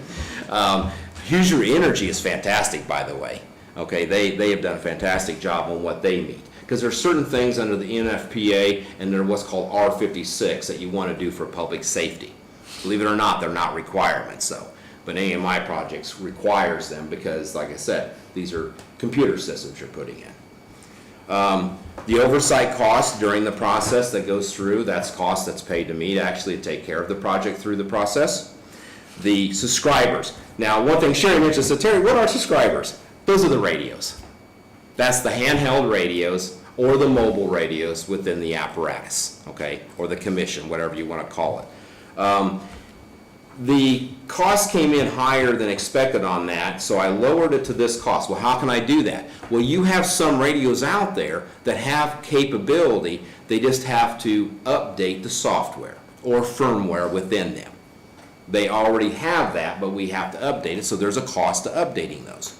There also will be things, I put possible interlocal. I'm doing another project up north that they are getting rid of 4-year-old radios that are very, very good radios, and we might do an interlocal agreement and get them at about 10% of the cost, okay? And I've done this before between 2 counties, between Hamilton County and Madison County when I did their projects, okay? And you work out agreements like that, and like I said, when I represent you, I represent them too, but you don't have as much money as what this other county has. So I get them down, okay? So that helps us get some of that cost down. I always put a contingency within the project. Why? Because we don't know some of the unknowns that we may be hitting in this project, okay? Maybe the grounding system has some issues to come on it. Maybe we decide that let's go ahead and put in what's called a SHARC system. It's a monitoring system on the Atlas system. if we have some extra funds at the end, that would be nice, because what happens is there's a 24/7 monitoring on it then, okay? And that helps even more, because there could be things that Sherry doesn't see that could be happening behind the scenes, because like I said, these are redundancies built into the radio systems. Well, one half of that may go out, okay? Well, you don't know that unless you have some sort of monitoring on it. So that's something to look at. So the total project cost is about $800,000. I put in the other items because I mentioned to you about when it goes into this Atlas system, which I didn't expect two vendors to submit the same thing. That was phenomenal they did though, because they got fighting against each other. You can always expand the system now or later. So let's say right now it's one channel VHF that the county is saturated. Let's say you want to have a second channel. Well, it's going to be about $176,000 to put that second channel in. And let's say you want to go ahead and do the 700 channel. Well, wait a minute, Burnworth, I mean, those are no frequencies. The VHF is 156 megahertz right in that area, where the 700 is 700 megahertz. Well, they can't talk to each other. So what you do is if you want to expand it now or in the future, that's about $182,000, okay? So you see what these things include. But you don't have to do those things. They can always be added on at a later date. You would always consider some of the inflation factors, of course, okay? Time schedule is the RF procurement. Unfortunately, these kind of systems are not off the shelf. It's not like going and buying a computer that you can just go get it immediately. So they build these systems. So that's between January and May. That's the time period to actually have the procurement. This procurement actually, the programming comes out of Lincoln, Nebraska, and they build some of the equipment in Irving, Texas, but Kenwood is actually a Japanese-owned company. So some of it's built there and in Malaysia too. So oversight costs, you're essentially the PM for that. That's what it comes down to, yes, because of the expertise. That's the only reason, okay? And then the tower bidding, my suggestion is you bid it as packages. That way you can get a local electrician doing the electrical work, you can get a local concrete person doing the concrete work. Unfortunately, I don't have any tower builders here, so the tower builders would be people from around this state bidding on it, okay? A bunch of them up north for some reason. So the RF installation would be as soon as that comes in, because the towers on 180-foot towers tend to be something that's more readily available because it's under the FCC issue. RF installation is less than a month. The testing will be at least 1 month. A lot of times these will go up to 2 months long because there's two methods of testing we require within the RFP. So that's a lot said. So it was to introduce the project. Questions? I had some experience with antenna theory, but I mean, is there any, what you're talking about holes in our system now. Is this thing 100%, we spend this and it's going to alleviate all these issues? That is an excellent question, and I'm glad you have some experience in it. What he's talking about is antenna theory is just a theory, no question about it. And you assume a lot of things. You do what's called dB loss. You take an attenuation factor, meaning that there's a signal loss factor in it, okay? Well, it's still a theory, but here's the difference. Within the CSA, see, I never allow a county to sign an agreement initiated by a vendor. Because why? Because it actually benefits the vendor, okay? That's the the reason I got into doing these type of RF systems. I saw too much of counties being taken advantage of, okay? So we have what's called a CSA, Communication Service Agreement. It's a 25-page agreement. It was published within the document so everybody could object to it if they wanted to. And unfortunately, you had no objections on this one. Within that, we actually put their propagation maps that have to meet the requirements. Now, what are the requirements? The requirements in this case had to be 95% saturation at the 8 dB loss. What's 8 dB loss?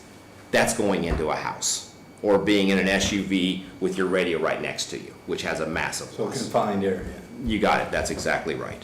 And we did an 18 dB loss that we had to require, but that was mainly around the Spencer area. We want to make sure there was a good saturation here because of the number of buildings, of course. So that's an excellent question, but it is included part of their agreement. And I've had it happen on some occasions, very rare, where the vendor had to go out and do additional things because they weren't going to finish to get paid. The other thing is, they're not only won't be finished to be paid because I won't approve it, they also have to hold a bond on the project. I pretty much stick to the Indiana code, which is any project above $200,000 requires a payment and performance bond. So this vendor, as well as any other vendors that would have been involved, do require a bond. Well, why is that important? Because if something would happen to the vendor, we go to the surety.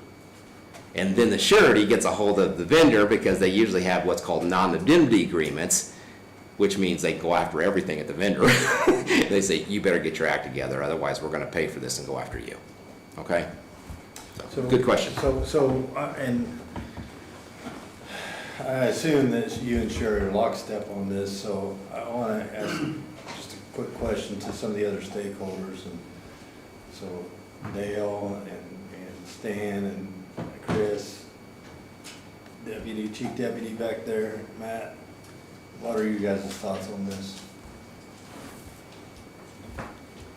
I do have a question. It's more towards the volunteer side. How is this going to affect all your volunteer departments? Because they're going to have to buy all new radio systems. Because it's digital versus analog. So they have to buy all new radios. I think he's saying he's going to try to get a really good deal on those. Yeah, can I answer some of that? Yeah. Some of them do chili suppers to keep the lights on. No, you are 100% right. That's the reason when I got into this, I understand all that. So when I put 150,000 there, I mean, the radios themselves, you can get for about anywhere from $1,500 to $1,700 a piece, okay? The interlocal, like those Harris units, I'm looking at units are gonna be less than 1,000 a piece. And then we also have to include in there, because those that do have the digital radio that meets P25 standard, but they aren't using it that way, they're just using it on an analog system, we have to make sure that we include about $300 to $350 a piece for upgrading their firmware. So I did include that, because I would not expect. 10,000 per department probably, because they got usually 4 or 5 It may trucks, be, yeah. plus handhelds, Mhm. and that's all, that cost is on them, On, on each fire department. Or you got that included? no, that's included in So here. the county's paying for that? It's included in here, because I had to, because I can't anticipate, now, whatever you want to do is your choice, but I had to. Dale, what do you think? How they gonna try? Basically, what we're trying to do is we're trying to repair the system that has gone away from us. We can't communicate from one side of the county to the other. And this project will actually start the base and we can build up from there. There are departments that do have radios that are digital capable. All they need to do is be reprogrammed so they can be used. Other departments do not have those, and that's the reason that we're going with the used radios at a decreased rate on the amount that it would cost us. Once they are in our hands, those radios become our property, and we're responsible for taking care that needs to be taken care of those. The county's not gonna have to fix a radio every time it's dropped or gets run over. Those radios will become the fire department's radios, and we will be responsible for taking care of those. That's the reason we have And insurance. the upgrades and anything that. Yeah, after that, yes. That's good, I appreciate that. And Chris, you're going to be, you got, some of this is going to affect your fire department at Patricksburg, and what's your feeling on it? Well, I think one of the big things is the fact that we've got a professional guiding us now. We've, in the past, allowed the vendors to tell us what we needed, and if you look, just like what he's talking about out of Patricksburg, it wasn't long ago we put a tower up out there, and it was a 100-foot tower. To make this system work, that antenna needs to be up around 180 feet.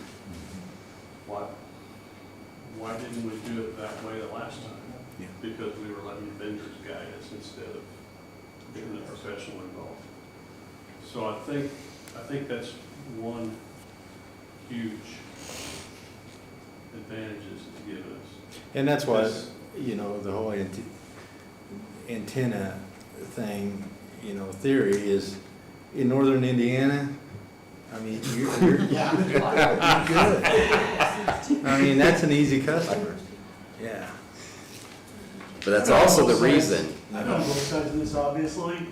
I've had a lot of conversations with Terry. Number one, you're dealing with a system that was outdated so long ago. You just turned around and gave a whole bunch more money to the sheriff's department because they're in danger, they're this, they're that. These people have been in danger for a long time, a long time. Terry has done a great job. Nobody's come on board and done this fabulous superstar thing other than Terry. We've never had a possibility of somebody paying right off the bat. Everybody in this room has been involved working on this project for 20, 25, 30 years. We just finally have somebody that's willing to pay half the bill. From a taxpayer standpoint, I am totally against the county getting involved in the radio process to each fire department, whatnot, everything else, after the first time. It has to be understood, here's your baby, you take care of it. From now on, you drop one, it's yours. You crack one, it's yours. You need a new one next week for a new truck, it's yours. And that sounds good to us too. That is something that we can't do. Something else that has not been thought about, but I highly encourage you, make a plan now to take care of this thing as it moves forward, because it's gonna have cost to fix later. And we're gonna end up just like we did with the rescue truck years and years and years ago when it fell apart and there was no money. We finally took care of that. Take care of that now. Get some kind of money out of the 911 center or your budget or somebody's budget or something. Lay it back in a savings account. Do it. I would like to see, from a taxpayer standpoint, and having somebody with some, well, I don't know, a little bit of knowledge, I'd like to see you approve it. I'd like to see you approve it, but slow down. We've been fighting this for 30 or 40 years. Another month or so is not going to hurt anything.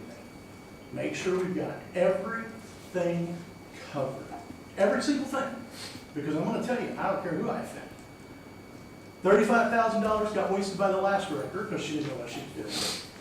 You almost paid $50,000 to another guy that was going to look up the program. He never had even done a radio project before. That's almost $100,000 of the project that you almost spent or did spend. Terry knows what he's doing. I'll tell you right now, if you told me there were Smurfs coming out of the sky right now, I'd go outside with the net and try to find something. I think you ought to do it. I think it needs to be slowed down just a little, but don't disrespect the people that put a lot of effort into it by holding it out too long. No offense to this either, but we're going through money left and right. $80,000 for a UDO. Start trying to figure out if there's a way we can pay the whole $1.2 million project. Get everything that they need, because the one other additional problem that I have is you're still going to have, Terry, correct me if I'm wrong, please, one channel, one fire channel, for now. And I say, hopefully if we can't do it now, maybe we can do it later. When you have those hot summer days when there's 3 or 4 brush fires going at one time and you're still right back to one channel, that can be a little bit of an issue. If we can at all find the money at all, and I think maybe they have a plan for that, I highly encourage you to look into it. So with one channel, can you avoid walking all over each other? you can give, with the digital system, you can give priority whoever you want. And it allows them to cut in. And a lot of times we'll give priority to dispatch because they have information because of the radio traffic that a user may not have. He does bring up a point. It's what you can afford. The first thing I would do on your option is item 1, put additional VHF channel in. And the reason being is the fire departments will still have their own 40-watt channels that covers just their small area, but it doesn't go county-wide. What I have found in the past, I've done over $1 billion in my career, so you all know. What I have found is that when a radio system goes in like this and it saturates the whole county for the first time ever, because I know the state system doesn't even do that, okay? That then now everybody wants to be able to communicate on it, okay? And it's like, I don't want to use my local channel, I just want to flip to a second VHF channel that also has the saturation. So anyway, but you're the fiscal body, okay? I walked all over you a minute ago too, speaking of walking all over. The other thing I wanted to add is this project is not an end end all, fix all. But this project allows us to build onto it.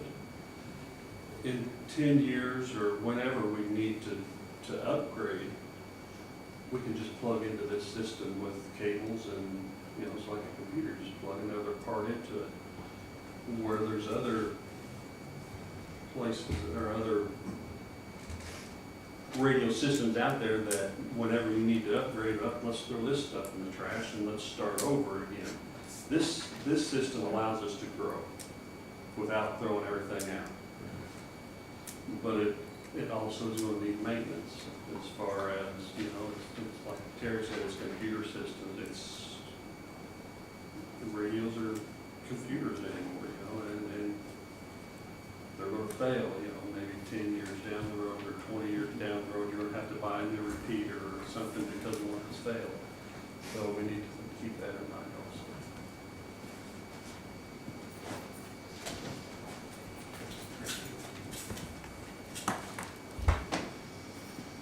So at the commissioners meeting on Friday afternoon, they voted on the 801-874. And with that amount, there's $371,783 still left in the ARPA fund.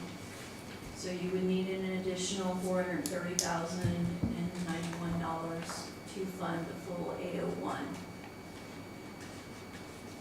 A contract and agreement has to be done by the commissioners and commit these funds before December the 31st.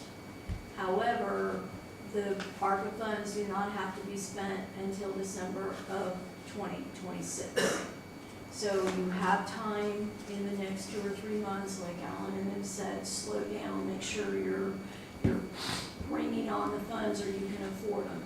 I will remind you that you had an extra $500,000 in your council fund, as well as the commissioners had an extra $500,000 in their fund as well. You guys could split the cost right there out of both of those funds and still have $300,000. These are all pending budget approval, but if so, there is the funds right there. The commissioners do have to do a contract and a commitment for it. I'm assuming they will have it tomorrow or by their 18th meeting in order to present. But the minimum that you're looking at right now is an additional $430,091. So once that contract is signed, I mean, does that have, the whole amount have to be paid before, I mean, upfront before the, I mean, like before the, How does that work, Terry? Oh, no, I have several projects that have utilized ARPA monies, and as long as they have an agreement voted on, the actual agreement itself may not need to be executed, but the agreement is voted on, the county attorneys that I've always dealt with have just accepted it that way.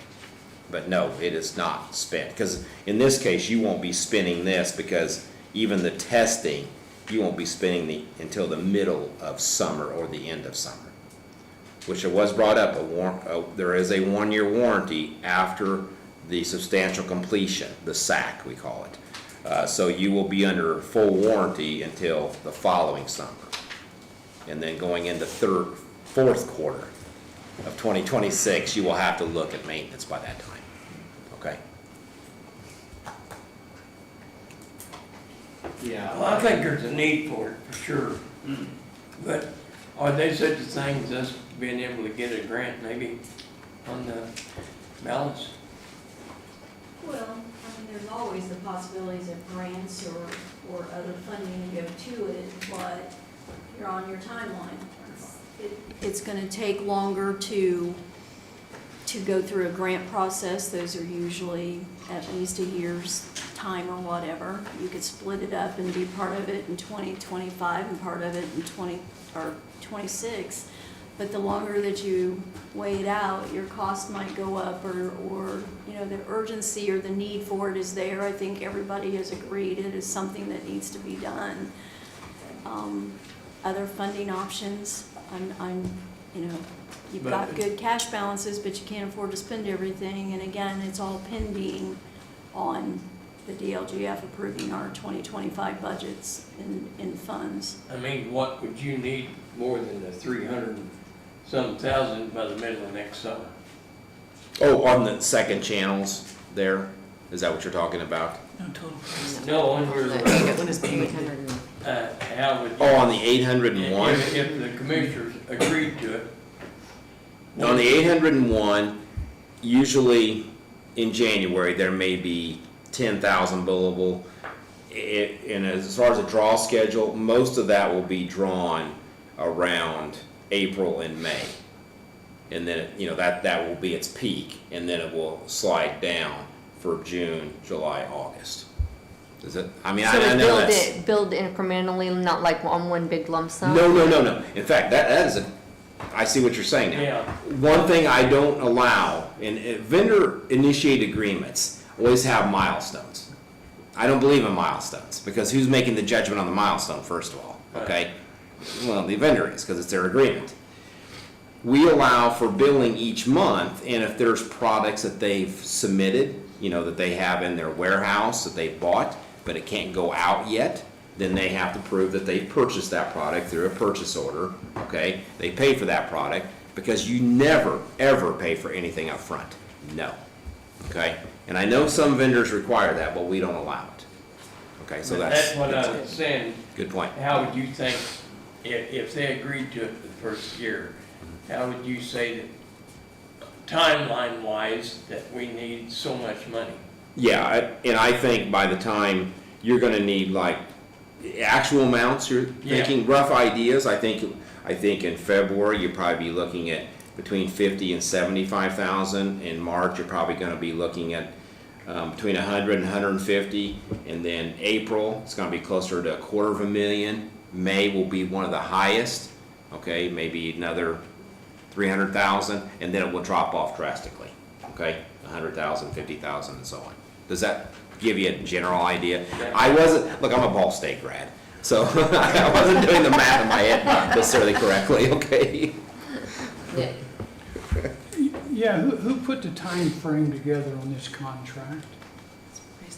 On this, on You down said the it bottom part, Has to be signed by, has to be verified, or the monies have to be allocated, or we have to? oh, you're talking about on the ARPA? The ARPA just wants to make sure that you actually have a valid, vendor that's gonna be utilizing your portion of whatever that is, okay, that you've allocated. No, I was talking about the end of the year. You said this has to be a done deal by the end of the year, is that right?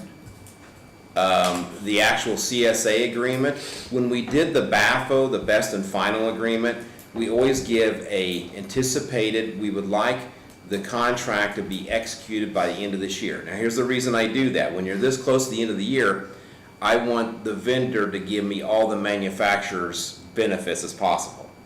And the reason I say that is because they want to meet end of the year quotas, not ECS, Kenwood, okay? Because they want to be able to show on their books that they have a project that's coming up, okay?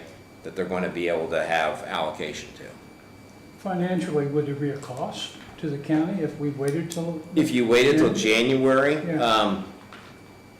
I would have to talk to the vendor on that, okay? If there is, it would not be a huge cost, I will tell you that. But it would be a cost, because January's cost of products is more than December's cost of products. Only because the increases come in January, okay? But if we have a promise, a preliminary, what I call a notice to proceed, just so you know, MTP, then that will lock in that vendor to get their supplies. Does that make sense? It's like when you have a steel project. You're talking about inflation? cost Yeah, of- that's what it is. cost of- And it seems like January is when the cost increases. They always try to predict it, but nobody knows what it really is. What part Okay. does the council play in this tonight? From my perspective, because I know you didn't do an additional appropriation thing, is to introduce this to you and basically have a consensus. I don't even know what you could ever vote on even, because there's no appropriation. You have to vote to expend the ARPA funds on this project. Those have to be committed by December the 31st, or you lose them and you have to give that money back to the state. So it's the ARPA fund, you feel, Sheila, that has to be committed to this project? if you do not commit it tonight in what the available balance is in that fund, then there's not time to do anything else between now and December the 31st with it, and you would lose that money. This is a big chunk. It's almost half of what you got to go toward it. So Yeah, this is my number one concern, is we cannot lose the $370,000. I mean, Back that's, to the state. right, there's no way we're gonna give that back to somebody. That would be malpractice, very badly. But there's a deadline. The National Association of Counties had a webinar on this issue, and this is a most talked about subject in counties across the country right now, because we're in the final month that these funds have to be committed. And in their definition of commitment, that's what you need to look at. And they specifically said that a commitment is not an ordinance or a resolution. It's not a line in the minutes saying you want to use it for that purpose. They want something legal, they want something signed, there needs to be something along those lines. I don't see, unfortunately, where we have a lot of choice. If we're going to use the ARPA funds, we would want to commit those first so that the project can proceed. But then the question is does that still allow time, which I think it would, for additional work and double checking and making sure that we're not leaving something, unthought of or some surprise. I mean, I still think there is some merit in that. But it's largely going to be driven on what the commissioners decide in managing the project. And we have outgoing commissioners, we have incoming commissioners. By the grace of God. So, And I'm gonna put my two cents worth. I agree with everything Anton said. I'm gonna be a new commissioner. You got two new commissioners coming on, two new counties. I want to be brought up to speed on exactly what's going on before I make an agreement on anything. Not because I don't think I know Dale Walker and Chris and Joe and Matt, trust everybody sitting here. I think due diligence is give the new people brought up to speed. It won't take that long. But the commissioners have to commit tomorrow the ARPA money to this project. We know there's gonna be a tower project and it's gotta be done. That money can be committed tomorrow by the commissioners, right, Sheila? Now, I don't know how much money is left in the commissioner's contract services of this year. I'm not gonna go allocate any money for next year from contract services to anything, because we have other decisions that's gonna have to be made right out of the gate in our first couple of meetings that's going to change the process of several things. We're not gonna stop this radio tower project at all. But is there money left over now in the commissioner's contract services of the 2024 budget? They don't have anything.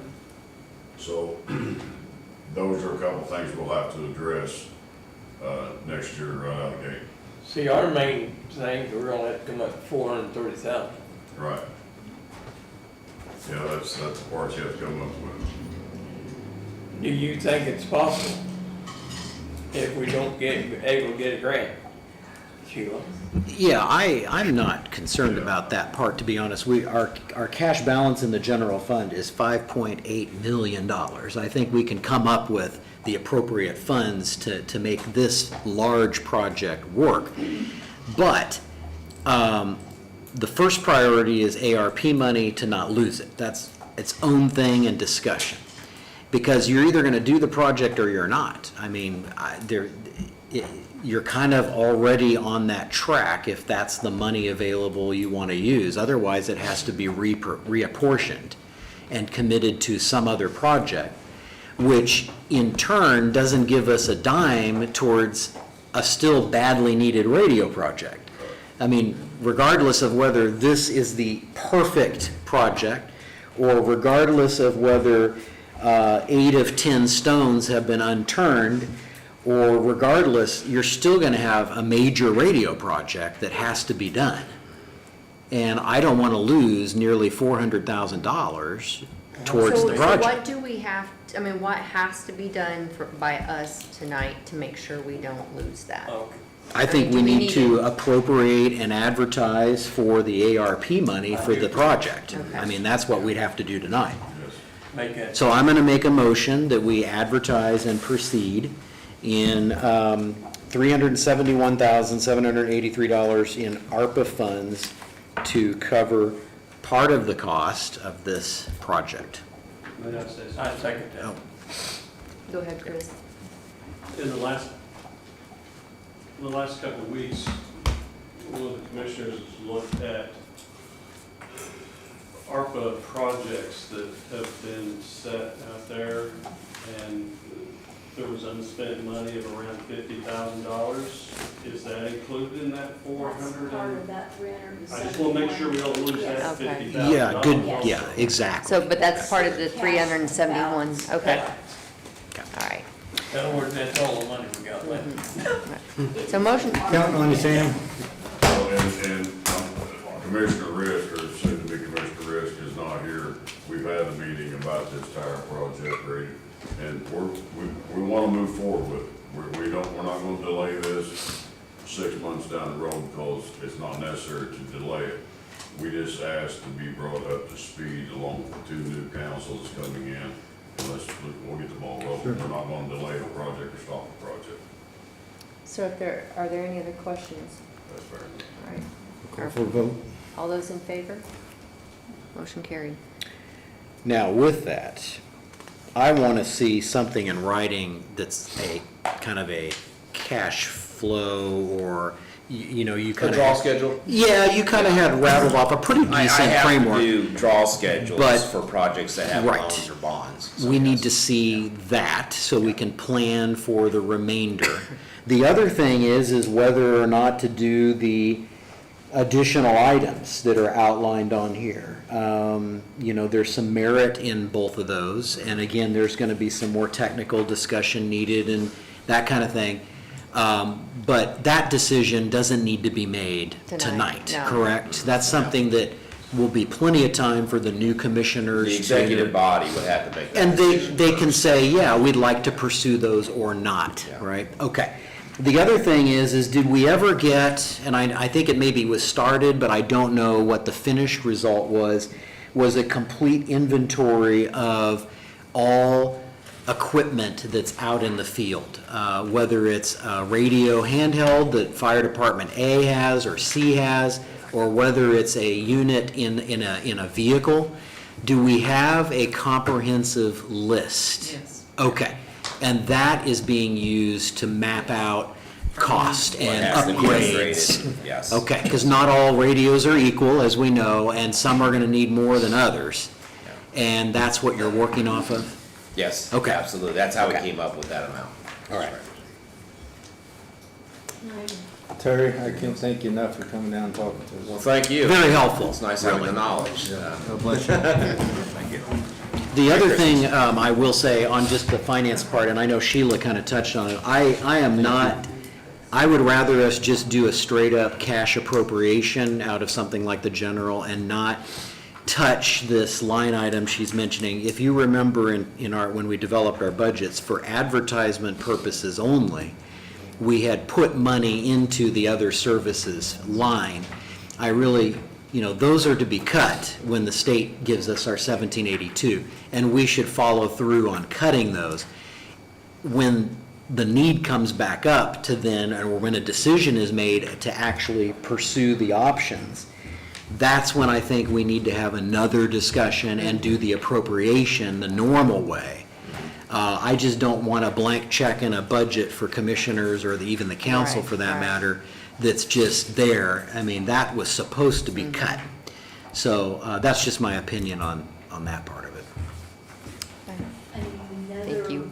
possibility is in your current budget, in the council line item, you have $323,000 left Thanks, in Andy. that line item that could be encumbered toward this as well.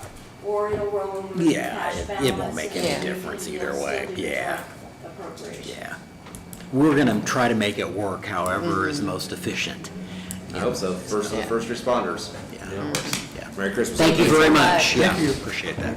I would like to say one thing, that we've been working on this for a long time, and we even approached planning and zoning years ago, before they approved another cell tower going up into the county, that there was an ordinance that provided a space on that cell tower for emergency radio services.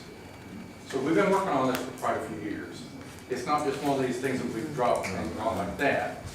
It's happened, it's been going on, and we're just trying to get everything squared away so we can protect ourselves and we can protect everybody in the county. Thank you. Yes.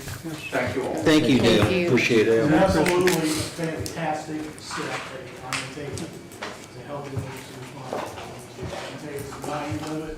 This is great. It's huge. It's a good step. Thank you, guys. Thank you, Alan. Yes. All right, on to transfers, coroner, highway, and health, so,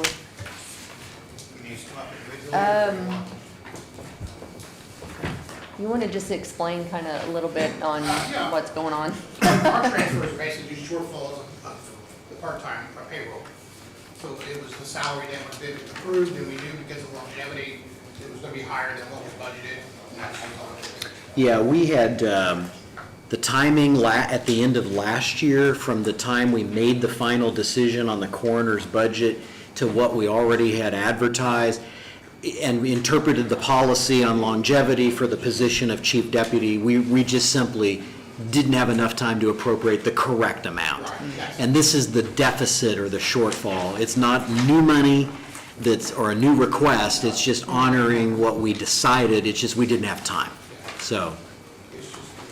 Sheila, you want to explain where all, it's, You have 5 of them in Yeah. front of you. Originally, they had turned in the first 3. Again, everything is going from where they have extra funds and line items to the salary line item, or Yeah. it would be the chiefs at the 11-4. The other 2 additional ones that we did today for $350 and $250 is for the FICA and the perk shortages. And the overall, just to make sure we're covered until there's still 2.5 pays left. I wondered where that was. And The so, FICA and the PERS. yeah, so True. all 5 of them will carry that line item and not have anything in the red. Right. But now, Sheila, don't we have to advertise these? No, these are transfers. transfer. Okay, Yeah, in-house? just take it out, are the line items, that we Yeah. have a little extra. Okay, thank you. And then highway had none, okay. And then health, we do have a transfer for that.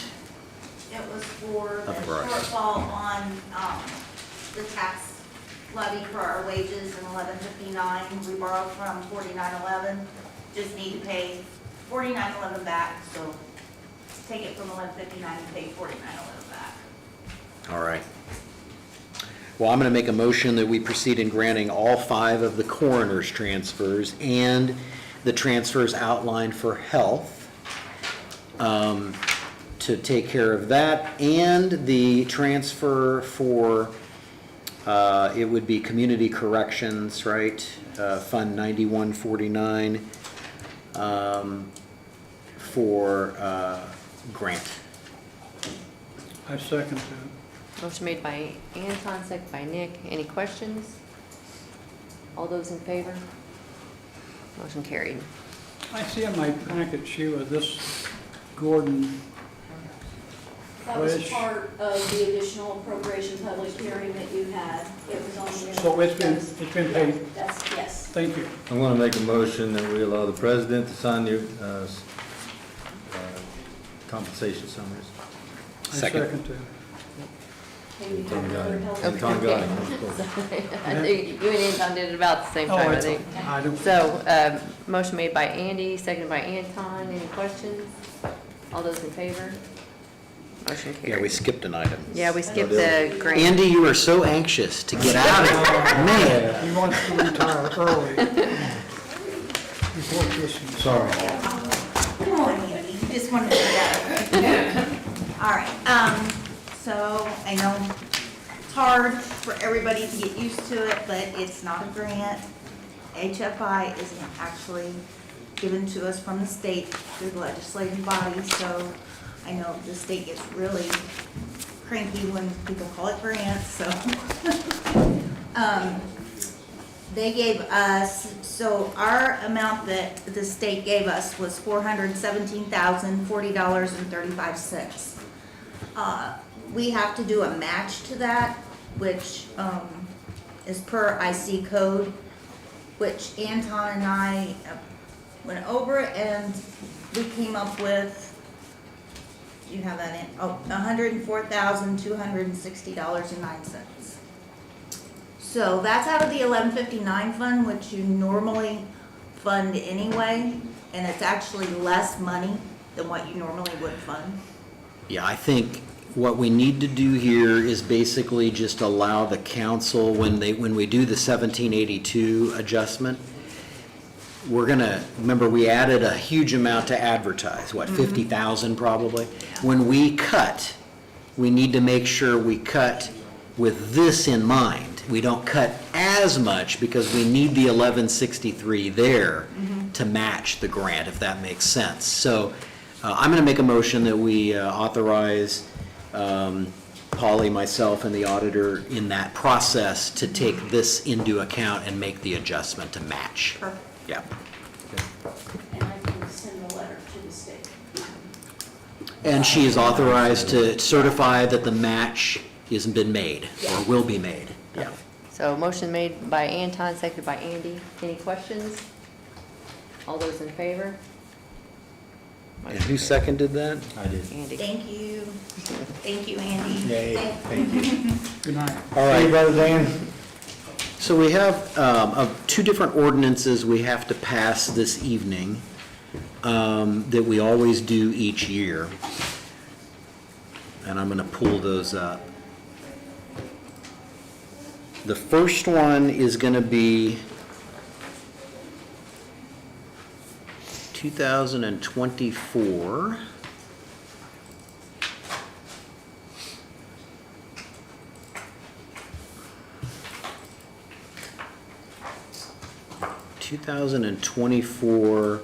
dash 0023. 22. Okay, let me open that up here. What's the title on that, Anton? It's going to be our wage and compensation structure. Okay, thank you. And I'm trying to pull a copy of that up here real quick. We had two different drawings. Yeah, we're going to look at anything with an A on it, you're going to not look at. Those are not necessary. With the action taken on the sheriff's department, the B versions are what you're going to want to look at. And the first is that 22. And essentially what this is our regular compensation system ordinance. It's one that we've passed for many years. Everything in red is what's being adjusted, and I'm going to go over those real quick for the record. The first grouping are just technical updates.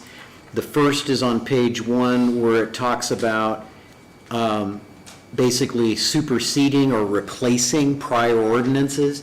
We're adding in ordinance 2023-0018, which was the last version of what we're doing tonight. And we are adding in any corresponding sections of the county's personnel policy. And the reason why that's being added is because our personnel policy still has some very old language with the wage system, which is obsolete. So we want to make sure that it's clear that this particular ordinance supersedes all of that. The other adjustment is, that's technical, is in the employment status classifications. There's some areas where we're referring to employee, but it really should be position. So those words have been updated. And then we were able to eliminate an entire paragraph that was redundant relating to FLSA. It had some specific dollar amounts in there which have long changed. And it's generally good practice to update wording in these ordinances that basically just state we're going to be following the state and federal guidelines, as they occur. So that's been referenced in there. And then the specific change to the sheriff's department was simply eliminating one paragraph under longevity. Up to this point, we always advanced year one longevity into year zero when a new hire already had law enforcement academy graduation. So you're giving them that 20 cents right out of the gate. With the updates that we adopted tonight, we created a probationary deputy position that's already lower and a specific amount of pay. So we don't need this advancement and this kind of exception in the policy. So I eliminated that paragraph out of the policy at that point. And that's the adjustments that were made, and this will be our new system ordinance moving forward. So that's 2 total ordinances, This is just the one of the 2 to pass tonight. one of the 2 that we need to pass. Correct.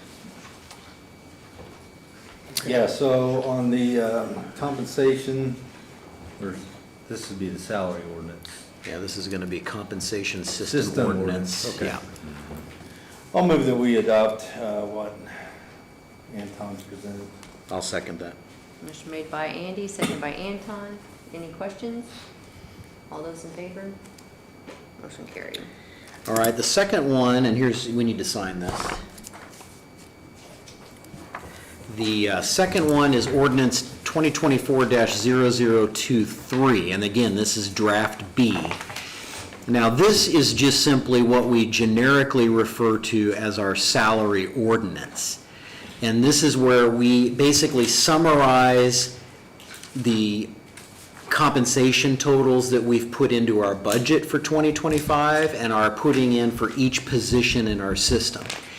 Now, the ordinance already has wording in it that identifies the fact that we follow our system, and there's a policy for that, and that we're following Indiana code.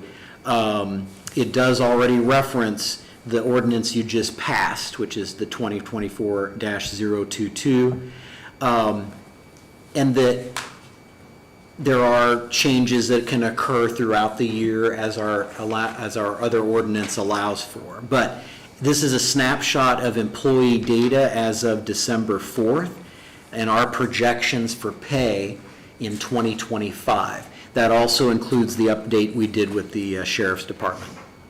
I'll move that we adopt the salary ordinance presented by Anton. I second. Motion made by Andy, seconded by Nick. Any questions? All those in favor? Motion carried. All right. And that also has to be signed. So that, And if you can scan both of those in when you get them and send them, that would be very helpful. You can probably, Are you setting the on meeting the dates? pages that have Yeah. the text, that There's the something in red, the highway. probably need a clean version. Yeah. Yeah. all right, next is the 2025 council meeting dates. Abstain.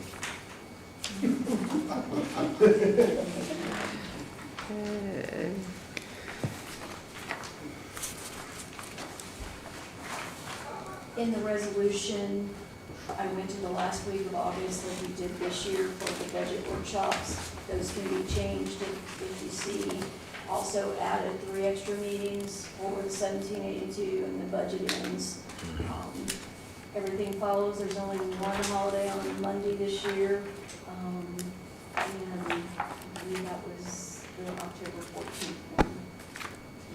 The others are, it also includes the schedule when departments have to have their information turned in for the council agendas. And just for continuity, we do have our 2 incoming council members, and is 6 o'clock on the second Monday of each month still good for you guys? Okay.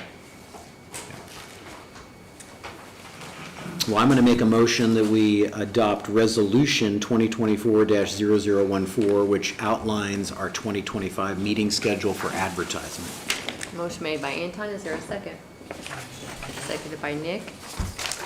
All those in favor? Motion carried. Do you want me to use this copy for everyone to sign.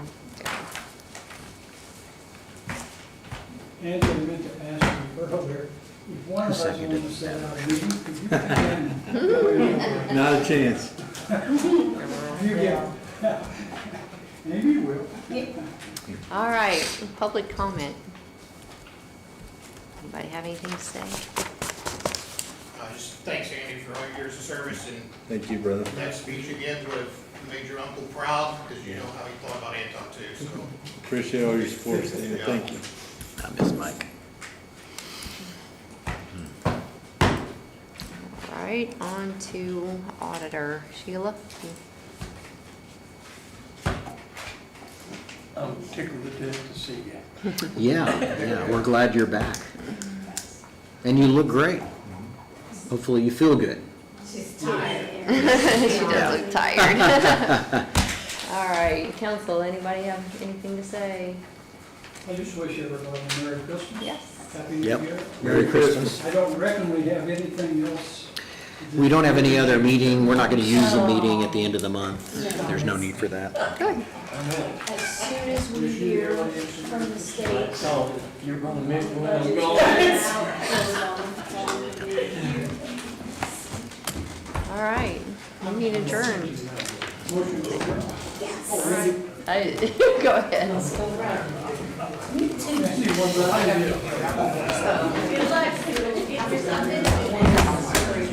Yes, thank you. Appreciate it.